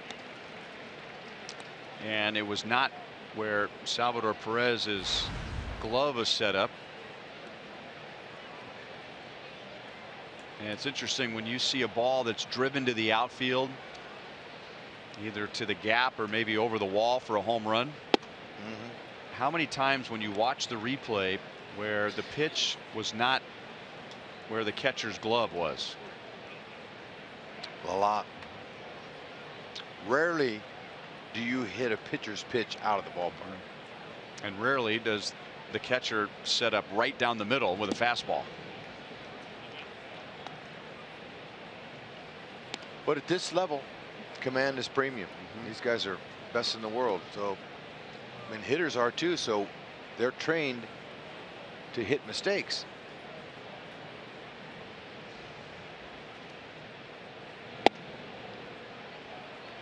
Watch where Salvi's glove is. 3-0. His body is set up outside.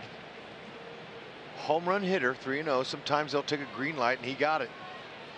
It was supposed to be centered on Salvi, set up outside, and it ended up riding back over his left knee. Vogt having a day offensively. He's 2 for 2 with a walk.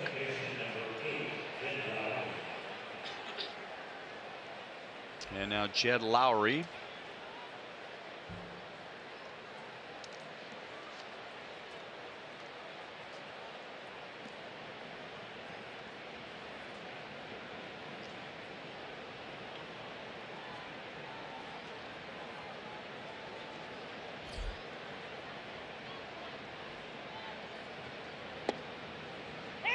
Breaking ball for a strike. That walk to Vogt with 1 out is going to get the Royals busy in the left field bullpen.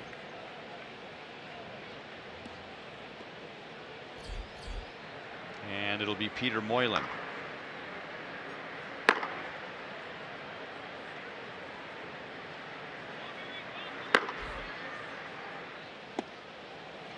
Good pitch, 0-2.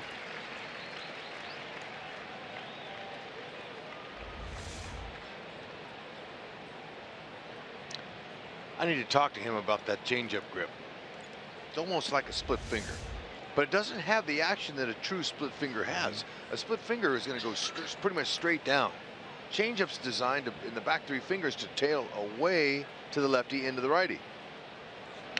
I would imagine there's a good story behind that. And yeah, how many times have you heard, as long as you've been around the game, of how pitchers will play catch with one another in the outfield before batting practice, and they're just messing with grips, trying different grips. Hey, how do you throw that pitch? Yep. Pitchers will talk to one another, and that's got to find out how he ended up with that grip. Yeah, I want to get on that.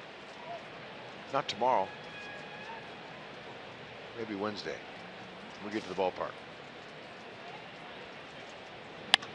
Off day. Think about it, Rhino. Some of these guys haven't been here. I mean, they've been gone for almost 2 months in spring training.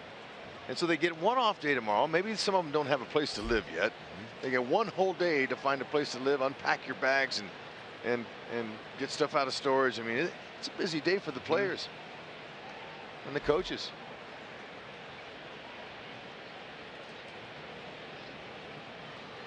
Oh, 0-2 on Lowry. 1 ball, 2 strikes. I mean, Steve Stewart and Steve Fisiok, our radio broadcasters for down in spring training most of the time, 2 months they've been gone. There's Denny. There's Stu and Fizz. These guys right here. Don free too. Don didn't get a chance to go home.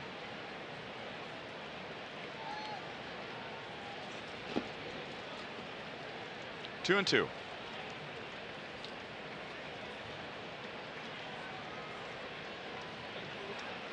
Jed Lowry was on the field when Salvador Perez won the wild card game, and 2014, he was the A's shortstop. Went to the Astros in 15, back to the A's last year.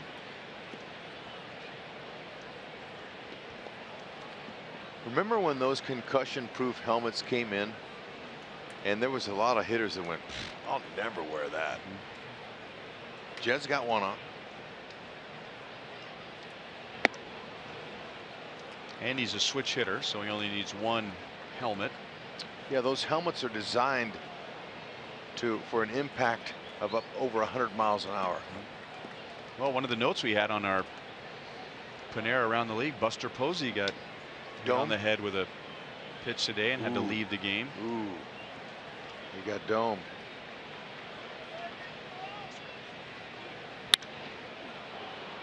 Lifted to center field. We will see the Giants at the end of this homestand. Don't forget, if you can't catch a game on TV, you can always stream games live on your mobile device. Download the Fox Sports Go app, log in, and stream the Royals.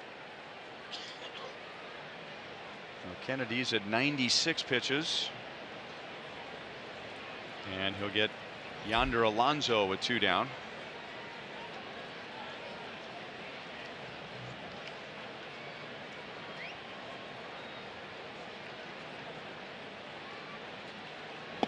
If that 3-0 pitch is nagging at Kennedy right now and after the game, what might be nagging the A's is right after Davis hit the 2-run home run, Stephen Vogt doubled.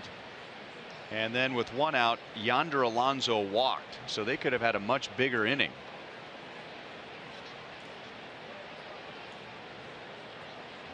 And we'll see if that's key later this afternoon. That they didn't turn that into another run or runs.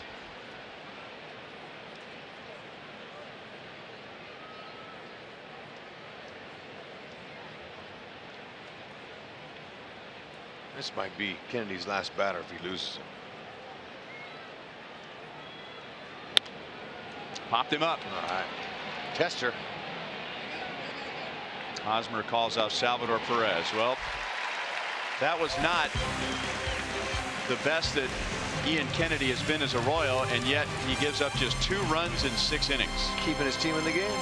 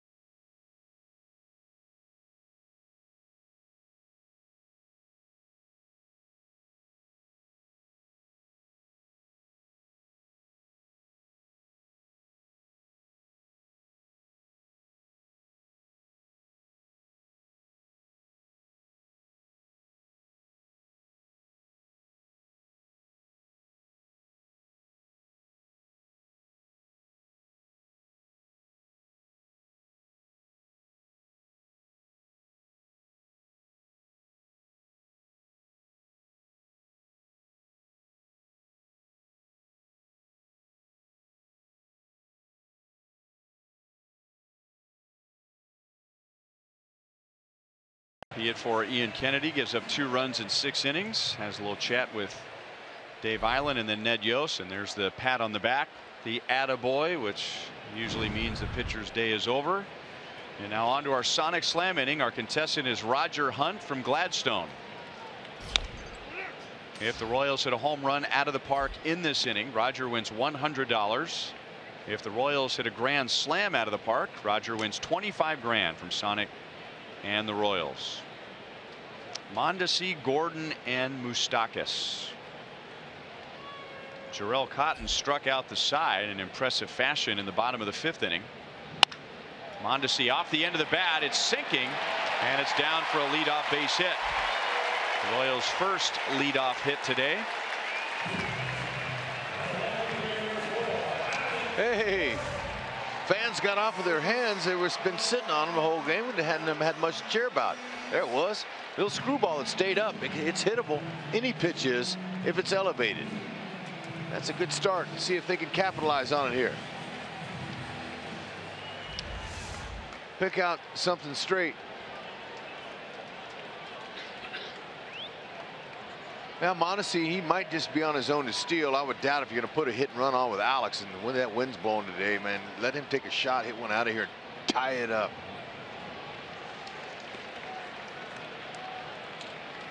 Last year, Oakland catchers allowed the opponents to steal successfully 84% of the time. That was the 4th worst in baseball. Not running, and Alex takes a strike. 1-1. Alex has struck out and grounded out to second base.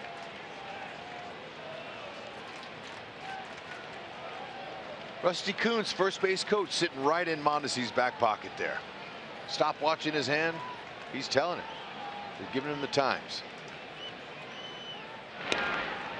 When he comes set, and then when he breaks his hands to go home.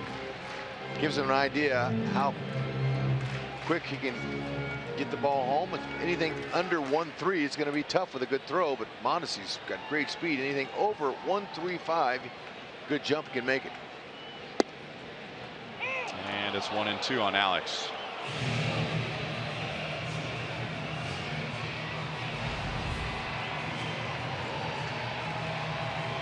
Interesting. Yeah.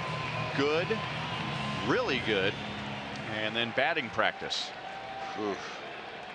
Royals are hoping that happens here. Gordon starting 3rd time around.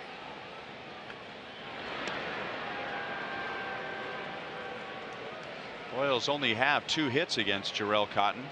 Lorenzo Cain singled in the 1st inning, and then Mondesi single here in the 6th. Cotton has walked 2. He has struck out 5. Yeah, you can see how they're playing Alex. They're playing him to the middle of the field. Not with 2 strikes on him. Find a hole. Oh, right to his glove. Wow. Nice double play turned by the A's.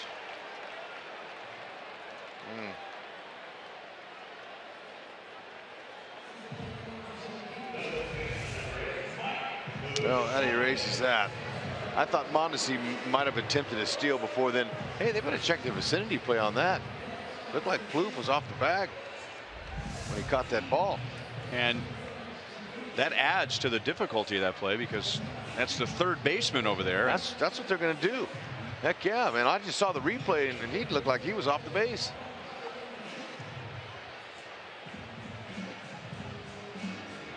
All right, check that out. This could be a bit turning point in the game here. Watch him here. Watch Plouffe. He's not used to being around that bag. He is off. Not even close. Yeah. Ah, replay. Somebody, you just saw it on the right end of the screen right there. Somebody in the Royals dugout. Yeah, that's going to be an easy one. But the shot before that, somebody, see if you can freeze it right.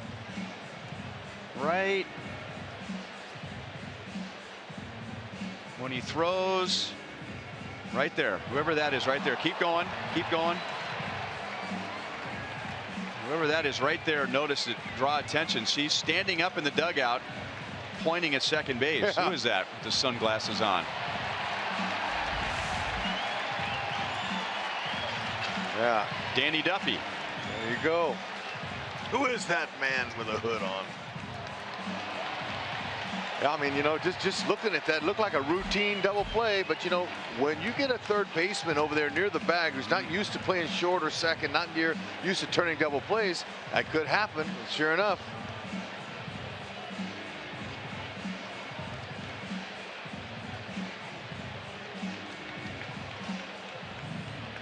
What is taking so long?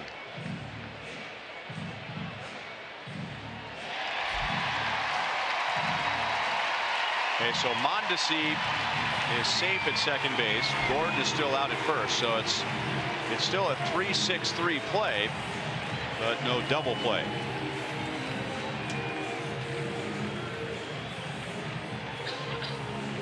We'll see what kind of lift that gives the Royals. Put some air back into their sails, because just a moment ago there was about a 40,000 person groan. Yep, and when you hear the phrase "that's baseball," anything can happen.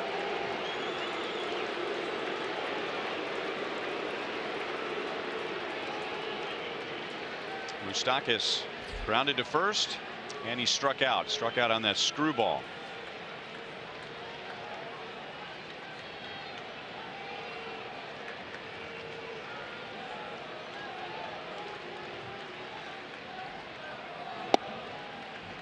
A little bit outside with the cutter.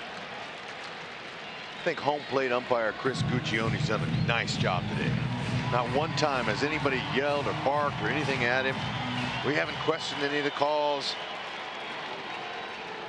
Both pitchers doing their thing. Cotton really dealing, only giving up 2 hits. Mondesi runs, and Moustakas fouls it back. Oh, that was a cookie in 90.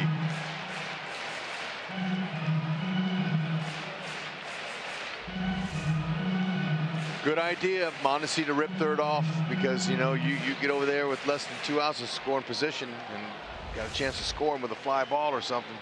That was a great shot of what we talk about, what the shadows does to the baseball. That pitch coming out of Cotton's hand, there was a bright white baseball, and then all of a sudden it turned dark. Right.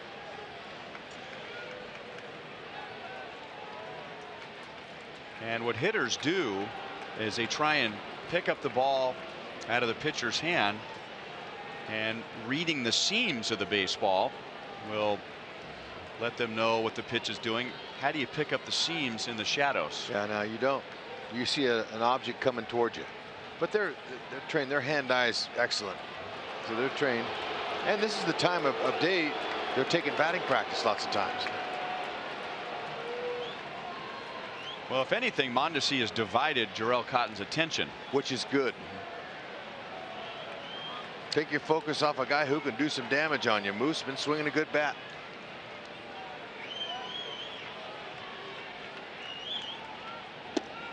Two and one. Moose coming into today's game hitting .348, 3 homers, 3 ribbies, all of them solo shots.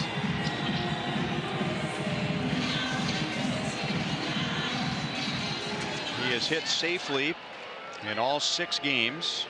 He has scored a run in 4 of the 6.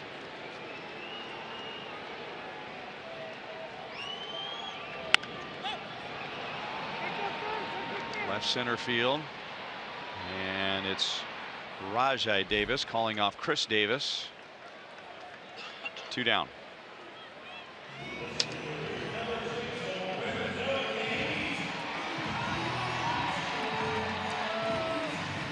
See Vogt right there. He's probably telling Cotton, look, if Mondesi goes, I'm not throwing. Don't worry about that. Don't worry about the runner. Leave him alone. Concentrate on this hitter here with 2 outs. He's got a good game going here. 78 pitches thrown, still very manageable. Bob Melvin does have a right-hander up in the bullpen.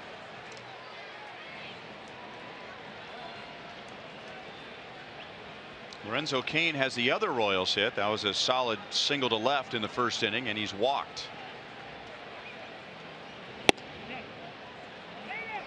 No swing. Dana DeMuth making sure everybody in the ballpark knew that that was not a swing.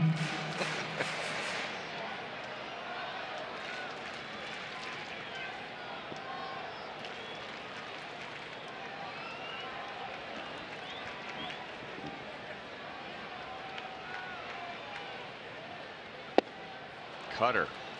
Boy, he's got some tough pitches. Sure does. Not much you can do. You know, it's hard to blame the Royals hitters when the pitcher's on like this. There's not a whole lot you can do. That's perfect placement. That's borderline slider.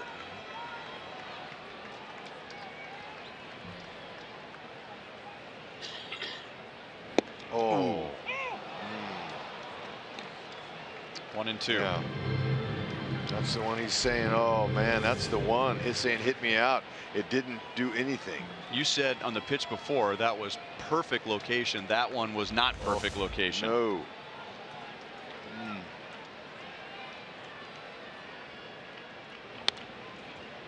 And he goes with the screwball. So Gerard Cotton, he's making some mistakes now. Third time through the order. We showed you the batting average the third time through. He gave up last year well over 300. It's because he's leaving some pitches up now.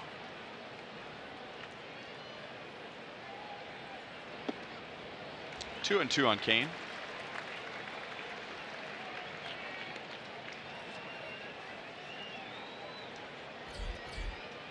Trying to get Hosmer to the plate. Hosmer would represent the go-ahead run.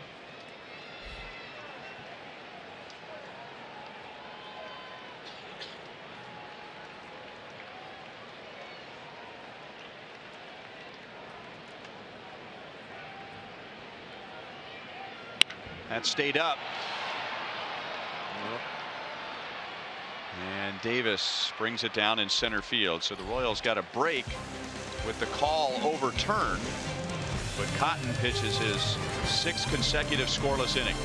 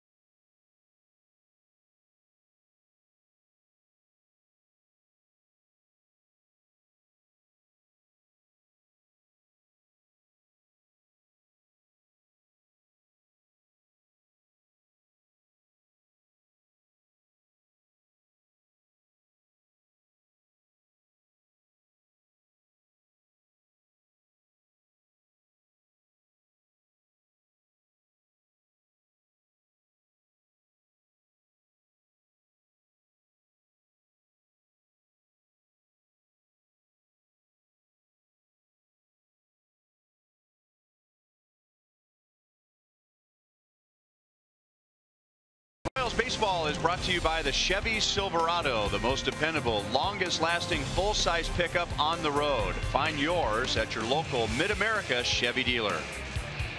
By Panera Bread. Panera caters for every group, every size, every meal. And by Academy Sports and Outdoors, official sporting goods retailer of the Kansas City Royals.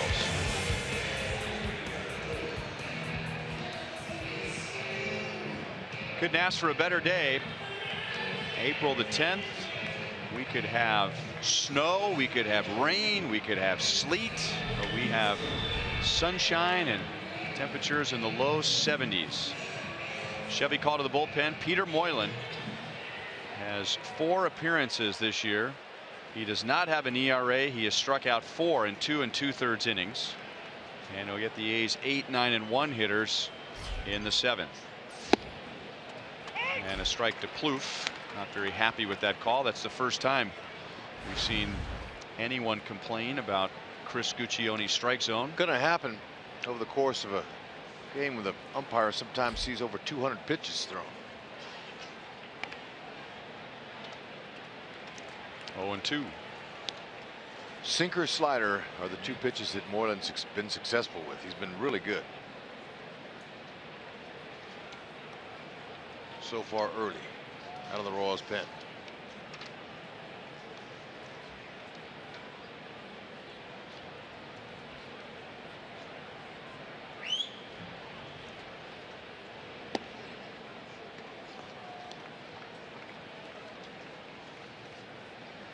Moylan has been coming in the middle of innings. He's been the Ned Yost fireman early in the season. Been impressive how he's been able to put his pitches exactly where he wants it.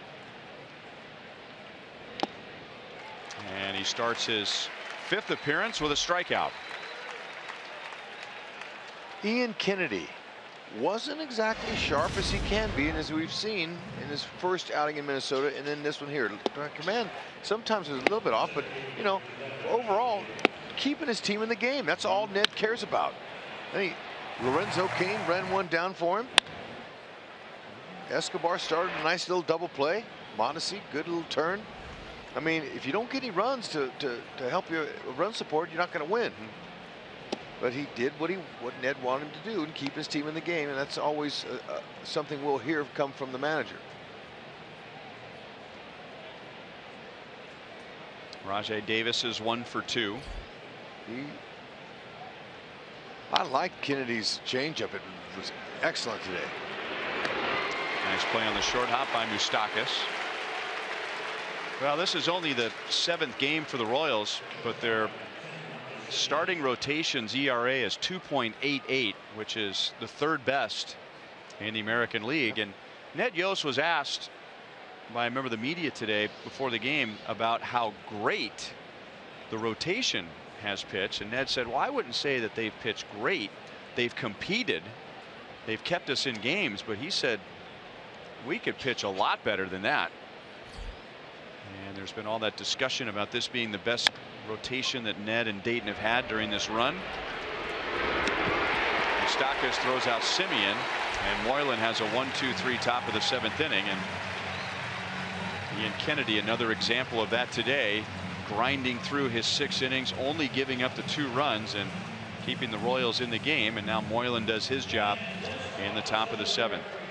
Royals home opener will stay here for the 7th inning stretch and go down to the field for God Bless America. God bless America, land that I love.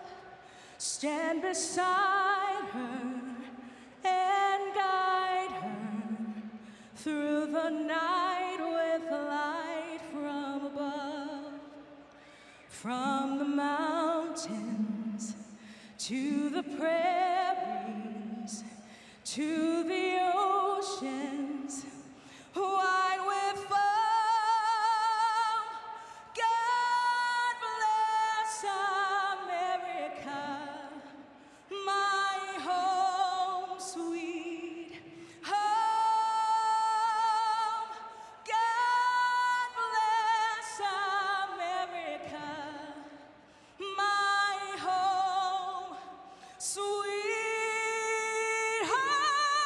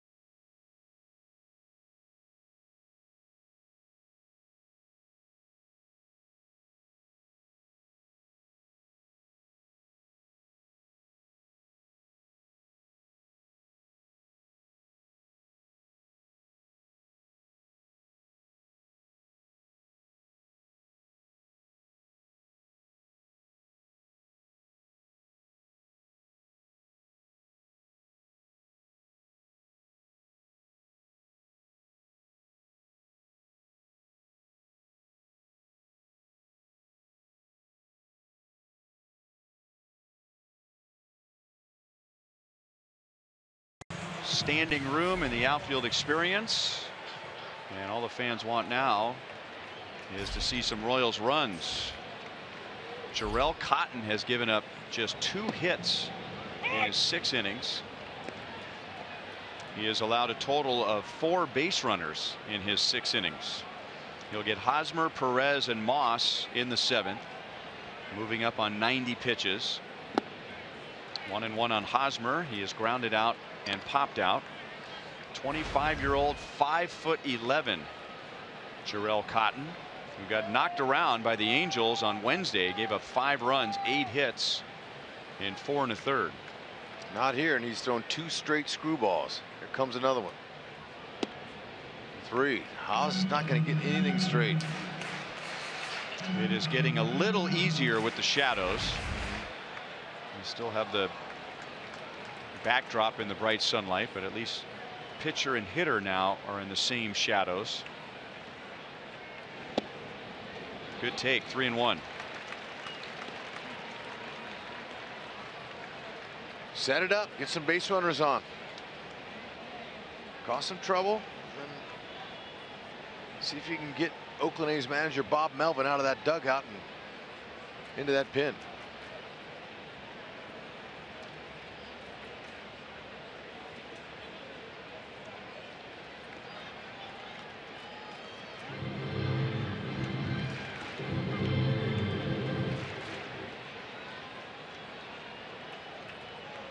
Think middle of the field. It'll keep you from pulling off of that screwball if he throws it. Leadoff walk. That's Cotton's 3rd walk. And now we'll see if they go back to work in the A's bullpen.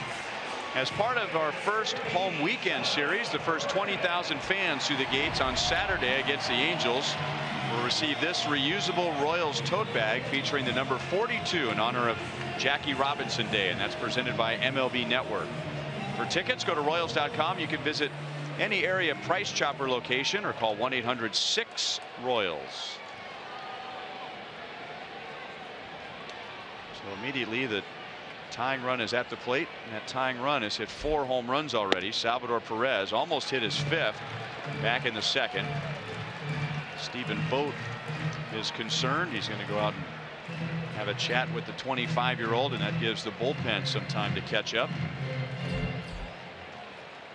Ryan Dole was warmed up and ready to come in last inning. He was just standing on the mound watching the game. So Bob Melvin was close to pulling the plug on Jarrell Cotton last inning. Allows him to come out for the 7th. He gives up a leadoff walk. 1-1 on Salvi. See if Salvi can give Jarrell Cotton a parting gift right here. Make it 5 straight games that he's homered in. Win, very stiff, blowing from that left field foul pole across the right. Cost him one in his first at bat. Flew deep to the wall. Flew out. Got under it. Too high. Wind knocked it down.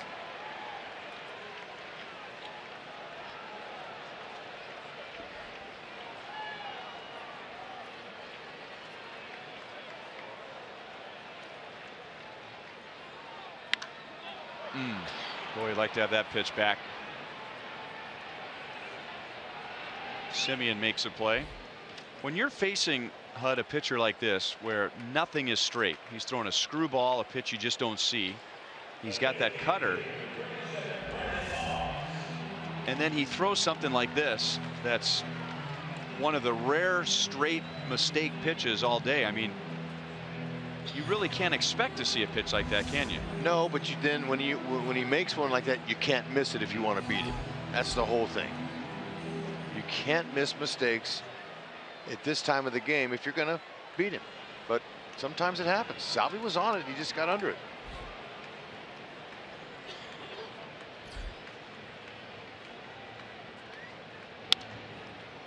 Moss got a fastball in and fouled it away. See if he can burn his former team right here. Brandon Moss spent 2012, 2013, and 2014 with the A's and hit 76 home runs over those 3 seasons. 21 or more in each of the three.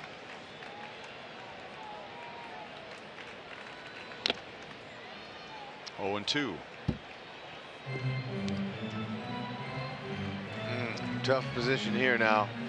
If you're Moss, you know he's got the screwball and it's fading away from the lefties, and you just got to kind of shorten up your swing here. You can't expect to try to hit him, take him deep.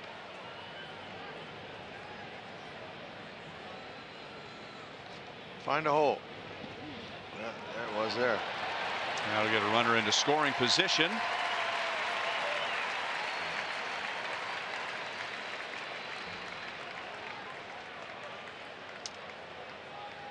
.96 pitches, and Bob Melvin is looking a little antsy over in that third base dugout. Screwball that was down low, and it'll probably go with it again.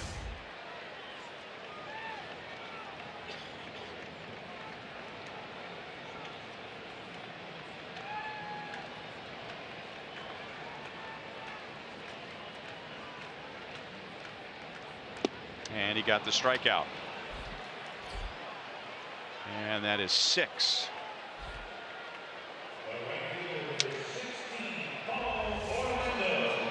Stayed up. Look at that. That's belt high. Didn't have a lot of movement on it. Moss way under it.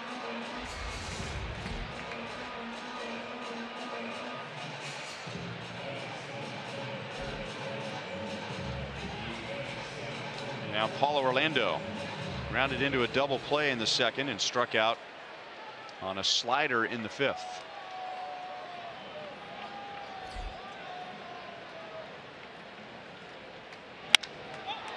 Off the end of the bat, and Davis is there, and that's the inning. Jarrell Cotton has pitched 7 shutout innings, giving up just 2 hits.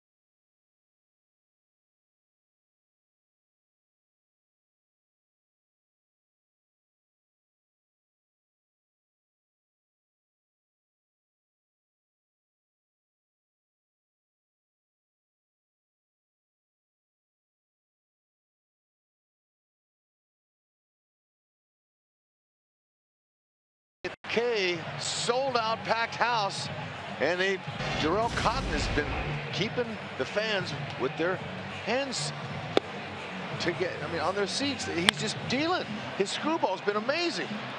That fastball, cutter's been good, but that screwball has really messed with the hitters, and especially mentally. Not only is he executing it, doing a great job, striking out 6.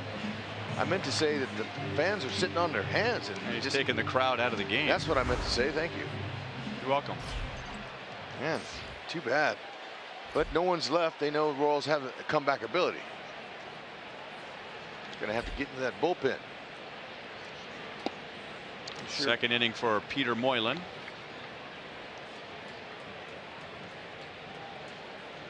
Moylan faced 3 and retired 3 in the 7th, and now he'll get the 2, 3, and 4 hitters. 2-0 on Matt Joyce.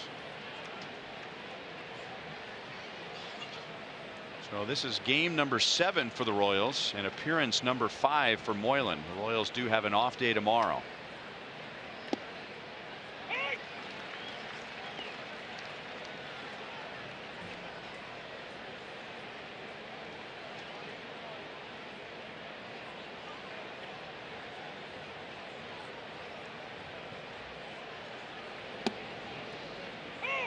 Good breaking ball, 2-2.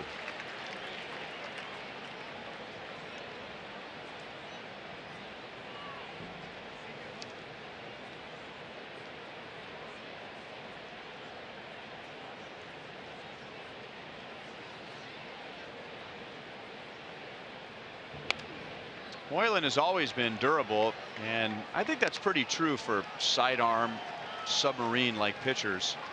There's a lot less strain on the arm over time. Sidearm pitchers will have more back problems, and they more shoulder and elbow trouble, and so Moylan's had a reputation of being a rubber arm type of a pitcher. And he gets a ground ball from Joyce. It doesn't seem like it was that long ago when a reliever would make 60 appearances in a year. You'd say, man, that guy, his manager got a lot out of him. And then it was 70 appearances. Peter Moylan with the Atlanta Braves had 3 consecutive years where he made at least 80 appearances. And in 2009, he pitched in 87 games. Wow. Whatever he's doing, he's doing it right, and I can tell you from watching him, he's putting it right where he wants it. You know, hitters are not going to square you up when you're on your game. That slider, he has 2 kinds. One that starts at the hitter and comes to the inside part of the plate, and the other slider starts in the middle of the plate and finishes way off the plate. And then he's got a sinker that kind of comes in maybe 2 inches, so he's got some east and west movement. That's what he relies on.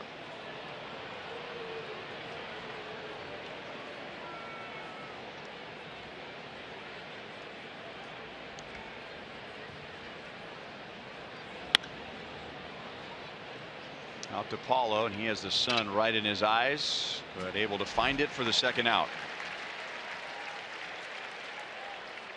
And now Chris Davis, and it is 2-0 A's because of his swing in the 4th inning. Our ram drive of the game on a 3-0 pitch. Right down the middle. 3-0, and home run hitters are going to swing, and when you swing 3-0, that's exactly what you try to do. Hit a homer. And he hit it the perfect place. The wind blew it out, but look, that was a good swing. That's all he had to do was get it up in the wind. Escobar backed up to get the hop that he wanted, and now Moylan has 2 perfect innings. Royals are down to their last 6 outs on offense, and they trail 2-0.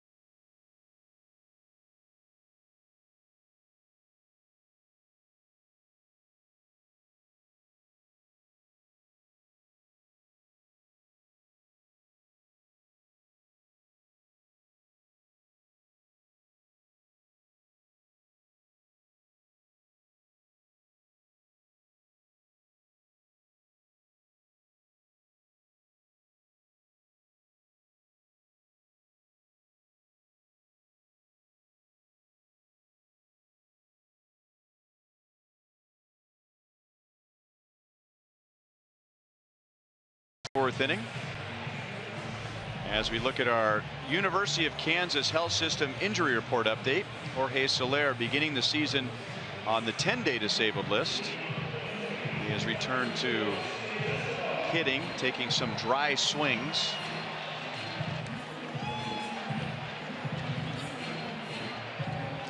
And as a result, Paulo Orlando has been playing in right field, and Terrence Gore is on the roster. Although Terrence has yet to appear in a game. We need him to come in a one-run or tie game and do his magic. Could happen. They got a new guy in the pen, and a guy who loves his fastball. That's good for us. Starts him off with a breaking ball. Then how about it? Fastball, curveball, and he's got a slider. He goes 94 to 97 with his fastball, and had issues last year with the Giants, and now he's went across the bay. There it is, a little bit straighter to hit. Santiago Casilla, who has had a long career.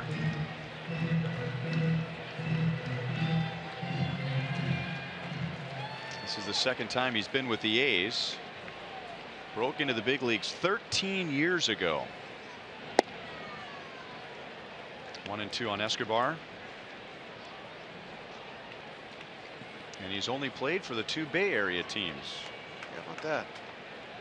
Part of 6 seasons with the A's and part of 7 seasons with the Giants. You know, he's got a few World Series rings.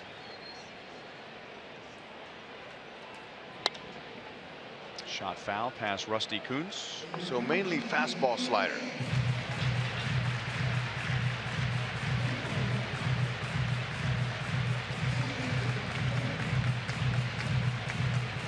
I remember a game that involved Santiago Casilla, and I said he broke into the big leagues 13 years ago, and it was against the Royals back in 2004.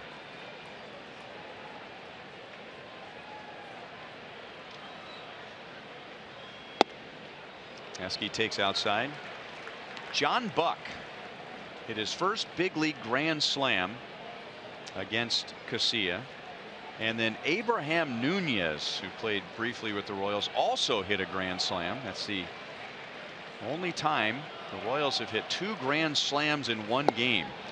The slider strikes out Escobar. It was the first time 2 rookies had hit a grand slam in a game since 1957. And wow. that was the first year of the rookie rule. How about that? Yeah, that's hard to do. And he was, you know, probably threw 98, 99 miles an hour. I mean, that guy, he's at his age, he got that much time in the show, still throwing 96. He was named Jairo Garcia back then. They find him out, his birth certificate? Yep. Okay. And we've come to learn to not put all the blame on the player for that. They get a lot of pressure to change their name from people who are representing them. But back then, that was big news. That's a few years after 9/11, when the foreign players had to provide different identification when they were coming into the United States. When the ages were being adjusted, some of the names were being adjusted. Yeah, I remember that. But he was very upfront about it, was accountable, very apologetic. The game forgave him, and he's had a long career. Sure has. Had some tough luck last year with the Giants. 1-2 on Mondesi. Still throwing 95. Yep. Santiago Casilla. And he's setting up, who else? Ryan Madsen.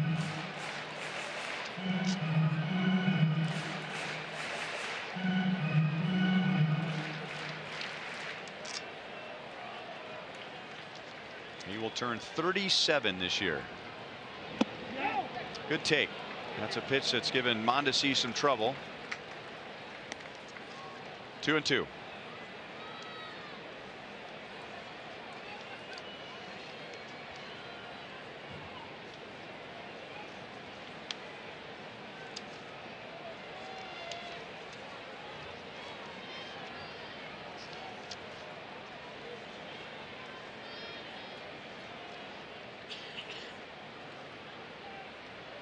Little hesitation, back with the slider, better location, and Mondesi strikes out. Today's copyrighted telecast is presented by the authority of the Kansas City Royals. They may not be reproduced or retransmitted in any form.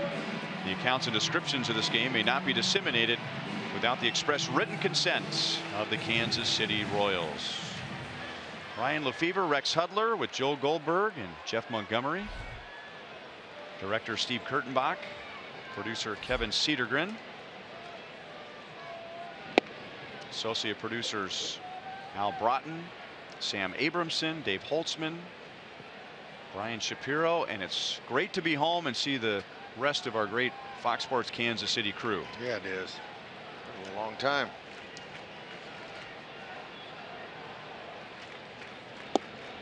Alex just trying to make himself a base runner and bring the potential tying run to the plate. The Royals have not had one inning today where they've had more than one base runner.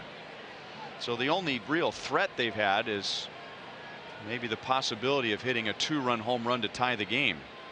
Yeah, that would have been a pretty good idea if Alex went ahead and did it. Royals got a 2-out single from Kane in the first, a 1-out walk to Moss in the second, a 1-out walk to Kane in the fourth, a leadoff single from Mondesi in the sixth, a leadoff walk to Hosmer in the seventh, and that's it. 2-2.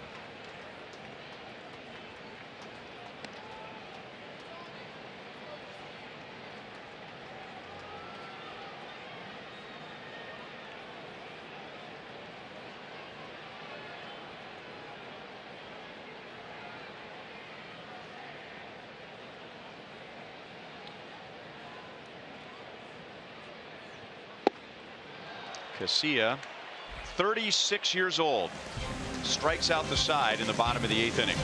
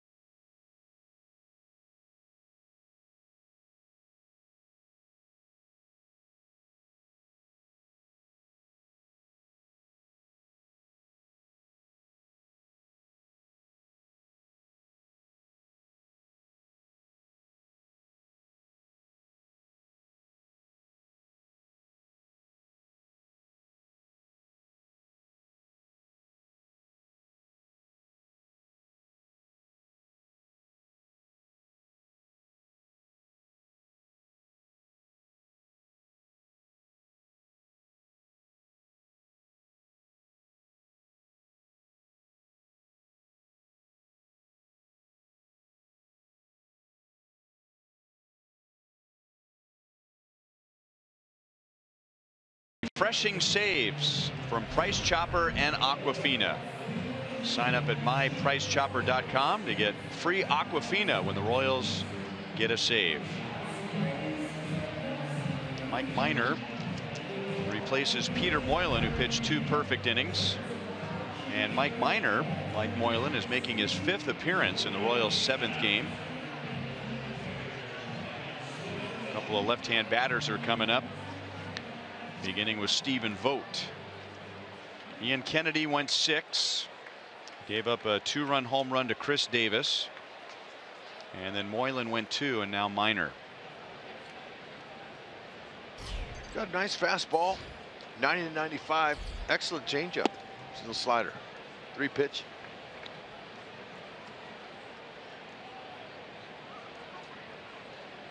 First time he's competed in a couple years. Looks good.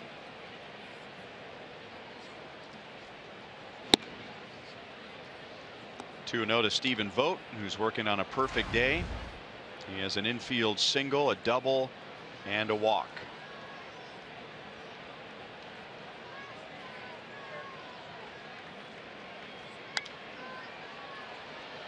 Two and one.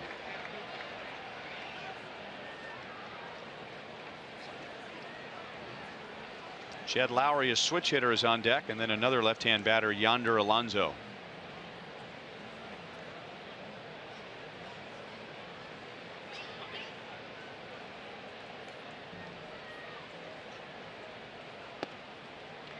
High strike. 2-2.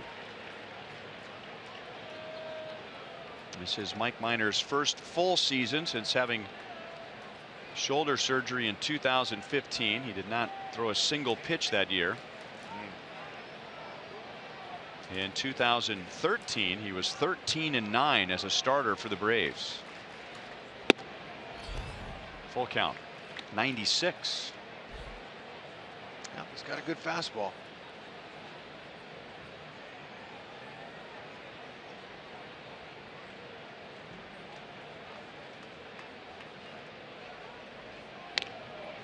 Fouled off of Salvi.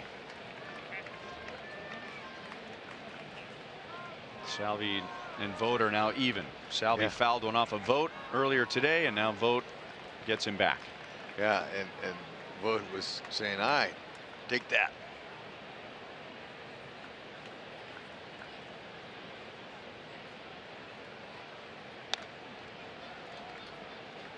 And we'll do it again.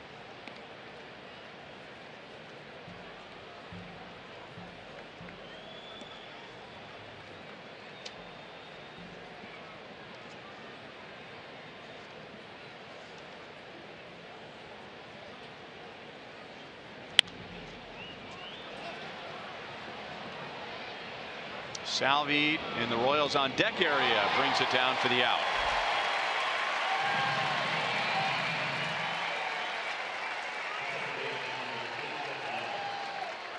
Remember, MLB.com At Bat is your #1 mobile app for live Royals baseball. You can customize At Bat to stay close to the Royals with home screen icons, live scores, news, stats, video highlights, radio broadcasts, and more. Download MLB.com At Bat today and stay connected to the Royals all season long. Down and into Jed Lowry. A's second baseman is 0 for 3. Had a long chat with Mike Minor in Houston yesterday, and he went on and on about the Royals medical staff. Good. And how love. I mentioned he had the surgery in 2015 as a member of the Braves, but he rehabbed his arm with the Royals. Slicing to the line, and Paulo is there to make the play. 2 down. He had the worst type of injury, and I'll bet you've had teammates like this, Hud, where his shoulder was killing him beginning in 2014. But every time he went in for an MRI, nothing showed up. But he knew something was wrong. I mean, it just hurt, and the effectiveness wasn't there. So when he had surgery, it was exploratory surgery. Doctor trusted Mike and said, well, if it's hurting you that bad and you know your arm. And so they went in there and they cleaned up some scar tissue, and you know, pitchers after a while, they all have something wrong in their shoulder. Oh yeah, he's 6+ years of service.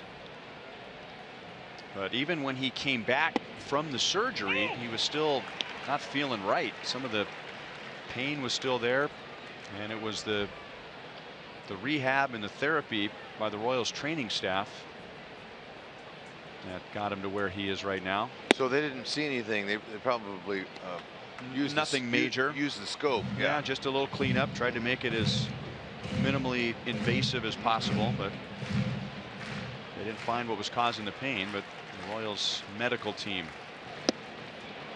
able to rehab him and get him back to the big leagues. He appeared in just 10 games last year in the Royals minor league system, 2 at AA Northwest Arkansas, 8 at AAA Omaha.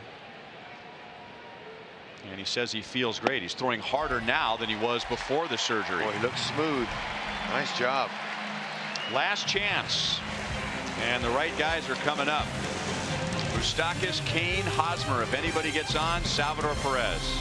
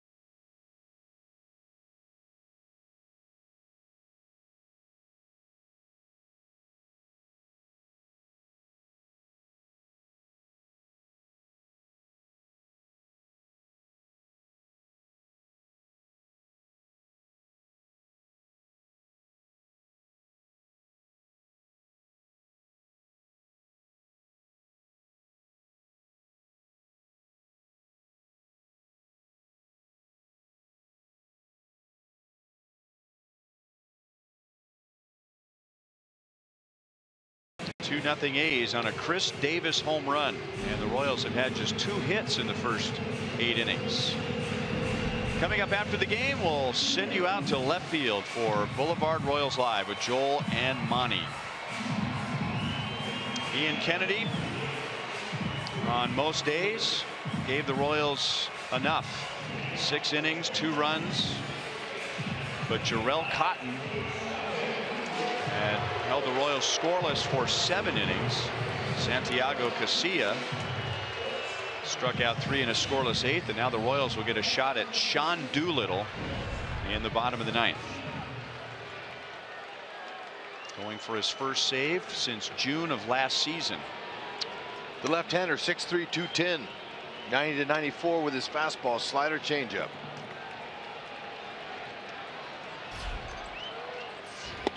You know, you look at the schedule to start the season, you see the Twins on there, you know, and then you look down, you see the A's coming to town for your home opener, thinking these are some teams that we should be able to beat. And it hasn't happened that way so far. But you know, games aren't won on paper. You got to play them. And Minnesota got off to a hot start. And they were flawless, played flawless. And Royals probably played their worst baseball that I've seen in a long time.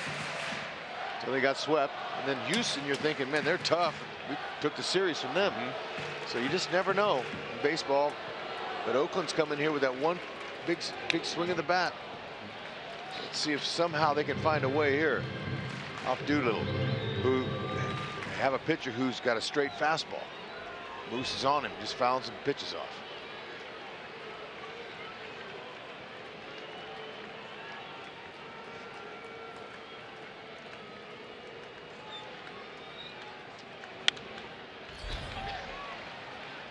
Sean Doolittle had a blown save in that wild card game in 2014. He came on in the 9th inning. The A's were leading by 1. The Royals tied it in the 9th, 1 in the 12th.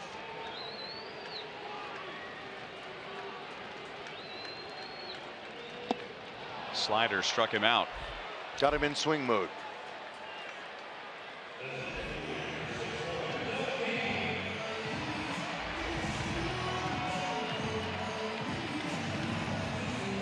Perfect spot.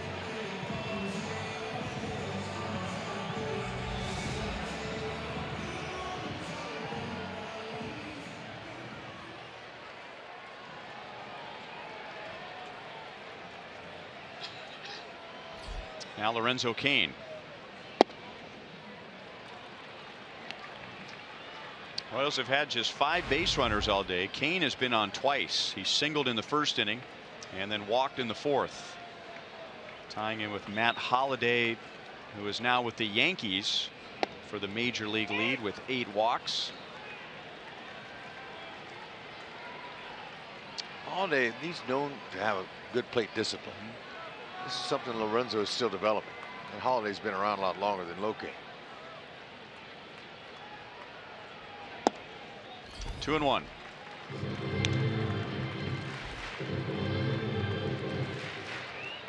Right fielder Matt Joyce is going to have a tough time when the ball crosses the plate. He's taking his right hand and putting it over his eyes to block the sun.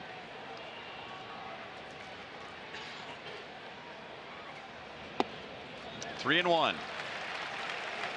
The base runner brings the tying run to the plate, and that's Hosmer, followed by Perez, followed by Moss.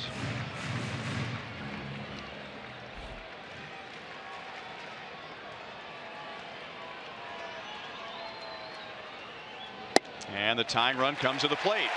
The Royals have a chance. Kane walks again.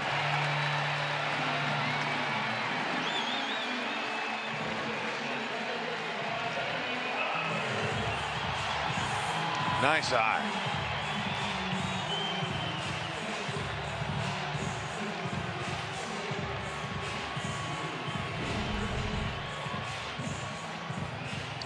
That looks good.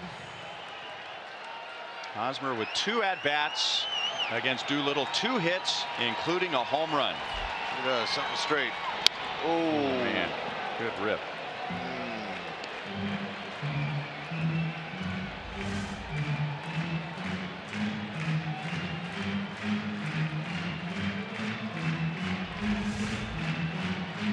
Stephen Vogt, after Hosmer fouled it away, he pointed his glove out to Doolittle like that's where we want it.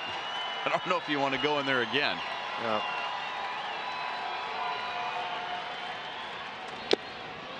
Well, he did. He challenged him in '95, and it's 0-2. Doolittle likes to come right at you. Had some shoulder issues last season. He's all healed up this year. A little bit like Minor. There's always something going on with a guy's arm when you've got that much time in. He's going to challenge you with fastballs and then see if he throws him a breaker here. Wow. And now Vogt's going to go out and have a chat with Doolittle before Salvador Perez comes up. I thought for a moment that Vogt thought the game was over. The way he came up out of there. Taking his mask off, going out to congratulate Doolittle, but there's still one more out to go. Well, there's something important he's got to tell him. So can Salvador Perez hurt the A's again? He is 0 for 3. He just missed, hitting his 5th home run in 5 games in the 2nd inning. Well, I think he took a peek to see Brandon Moss, the left-handed hitter, in the on-deck circle, and he immediately said that don't give Perez anything good he can hit out of here. Fastball up.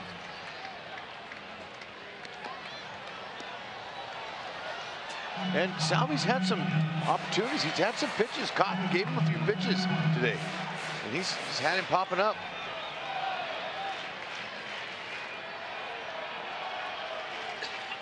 Going to stay with the fastball. Going to try and stay away from Salvy. And it's fouled away, and now the Royals are down to their last strike. Yep.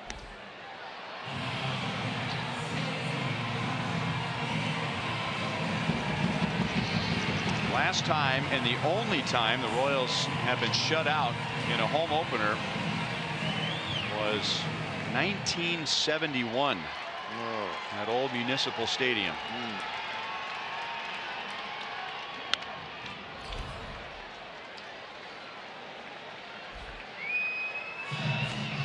Salvy says, was that up?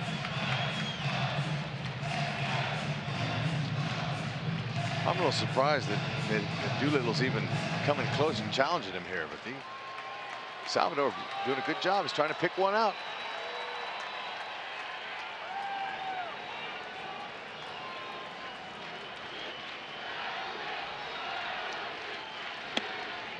One and two. Tried to continue to climb the ladder on him.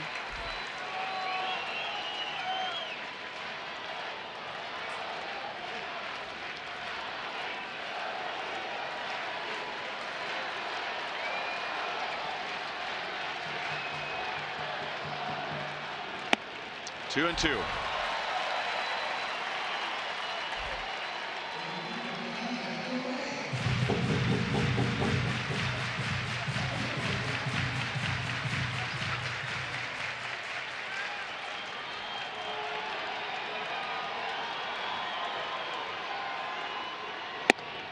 Full count. So from 0-2 to 3-2 with Moss on deck.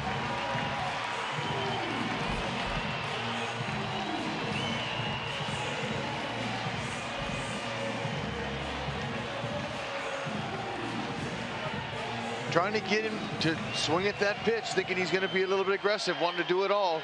Take the walk if he's going to give it to you.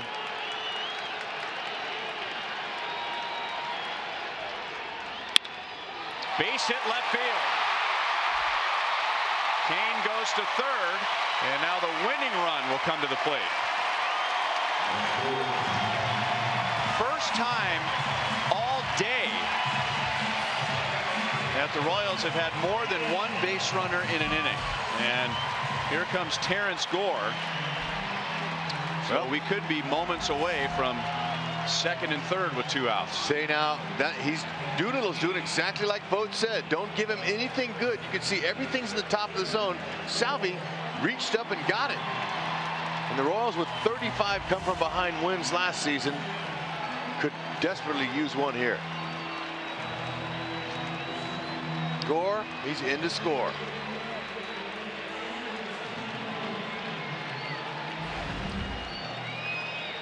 Power on power.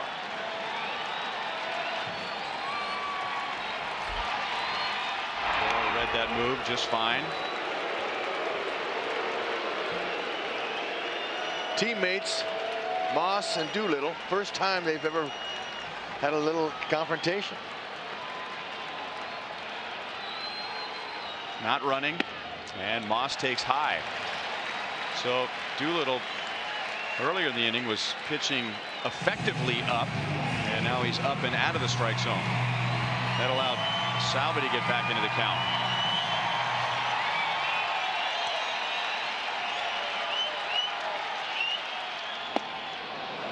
One and one.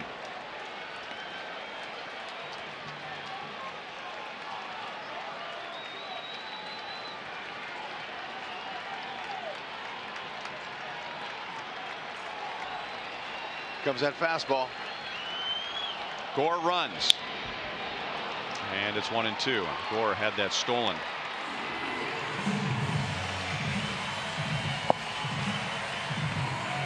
Talk about how hard it is to come on and pinch hit. How about not playing in a game in a week, and then you come on in a situation like this, trying to read a pitcher and steal a base in the 9th inning. Well, it's a little bit easier, I can tell you, than trying to hit. He's got natural speed. Moss is down on strikes, and Doolittle and the A's hang in there, and they take game 1.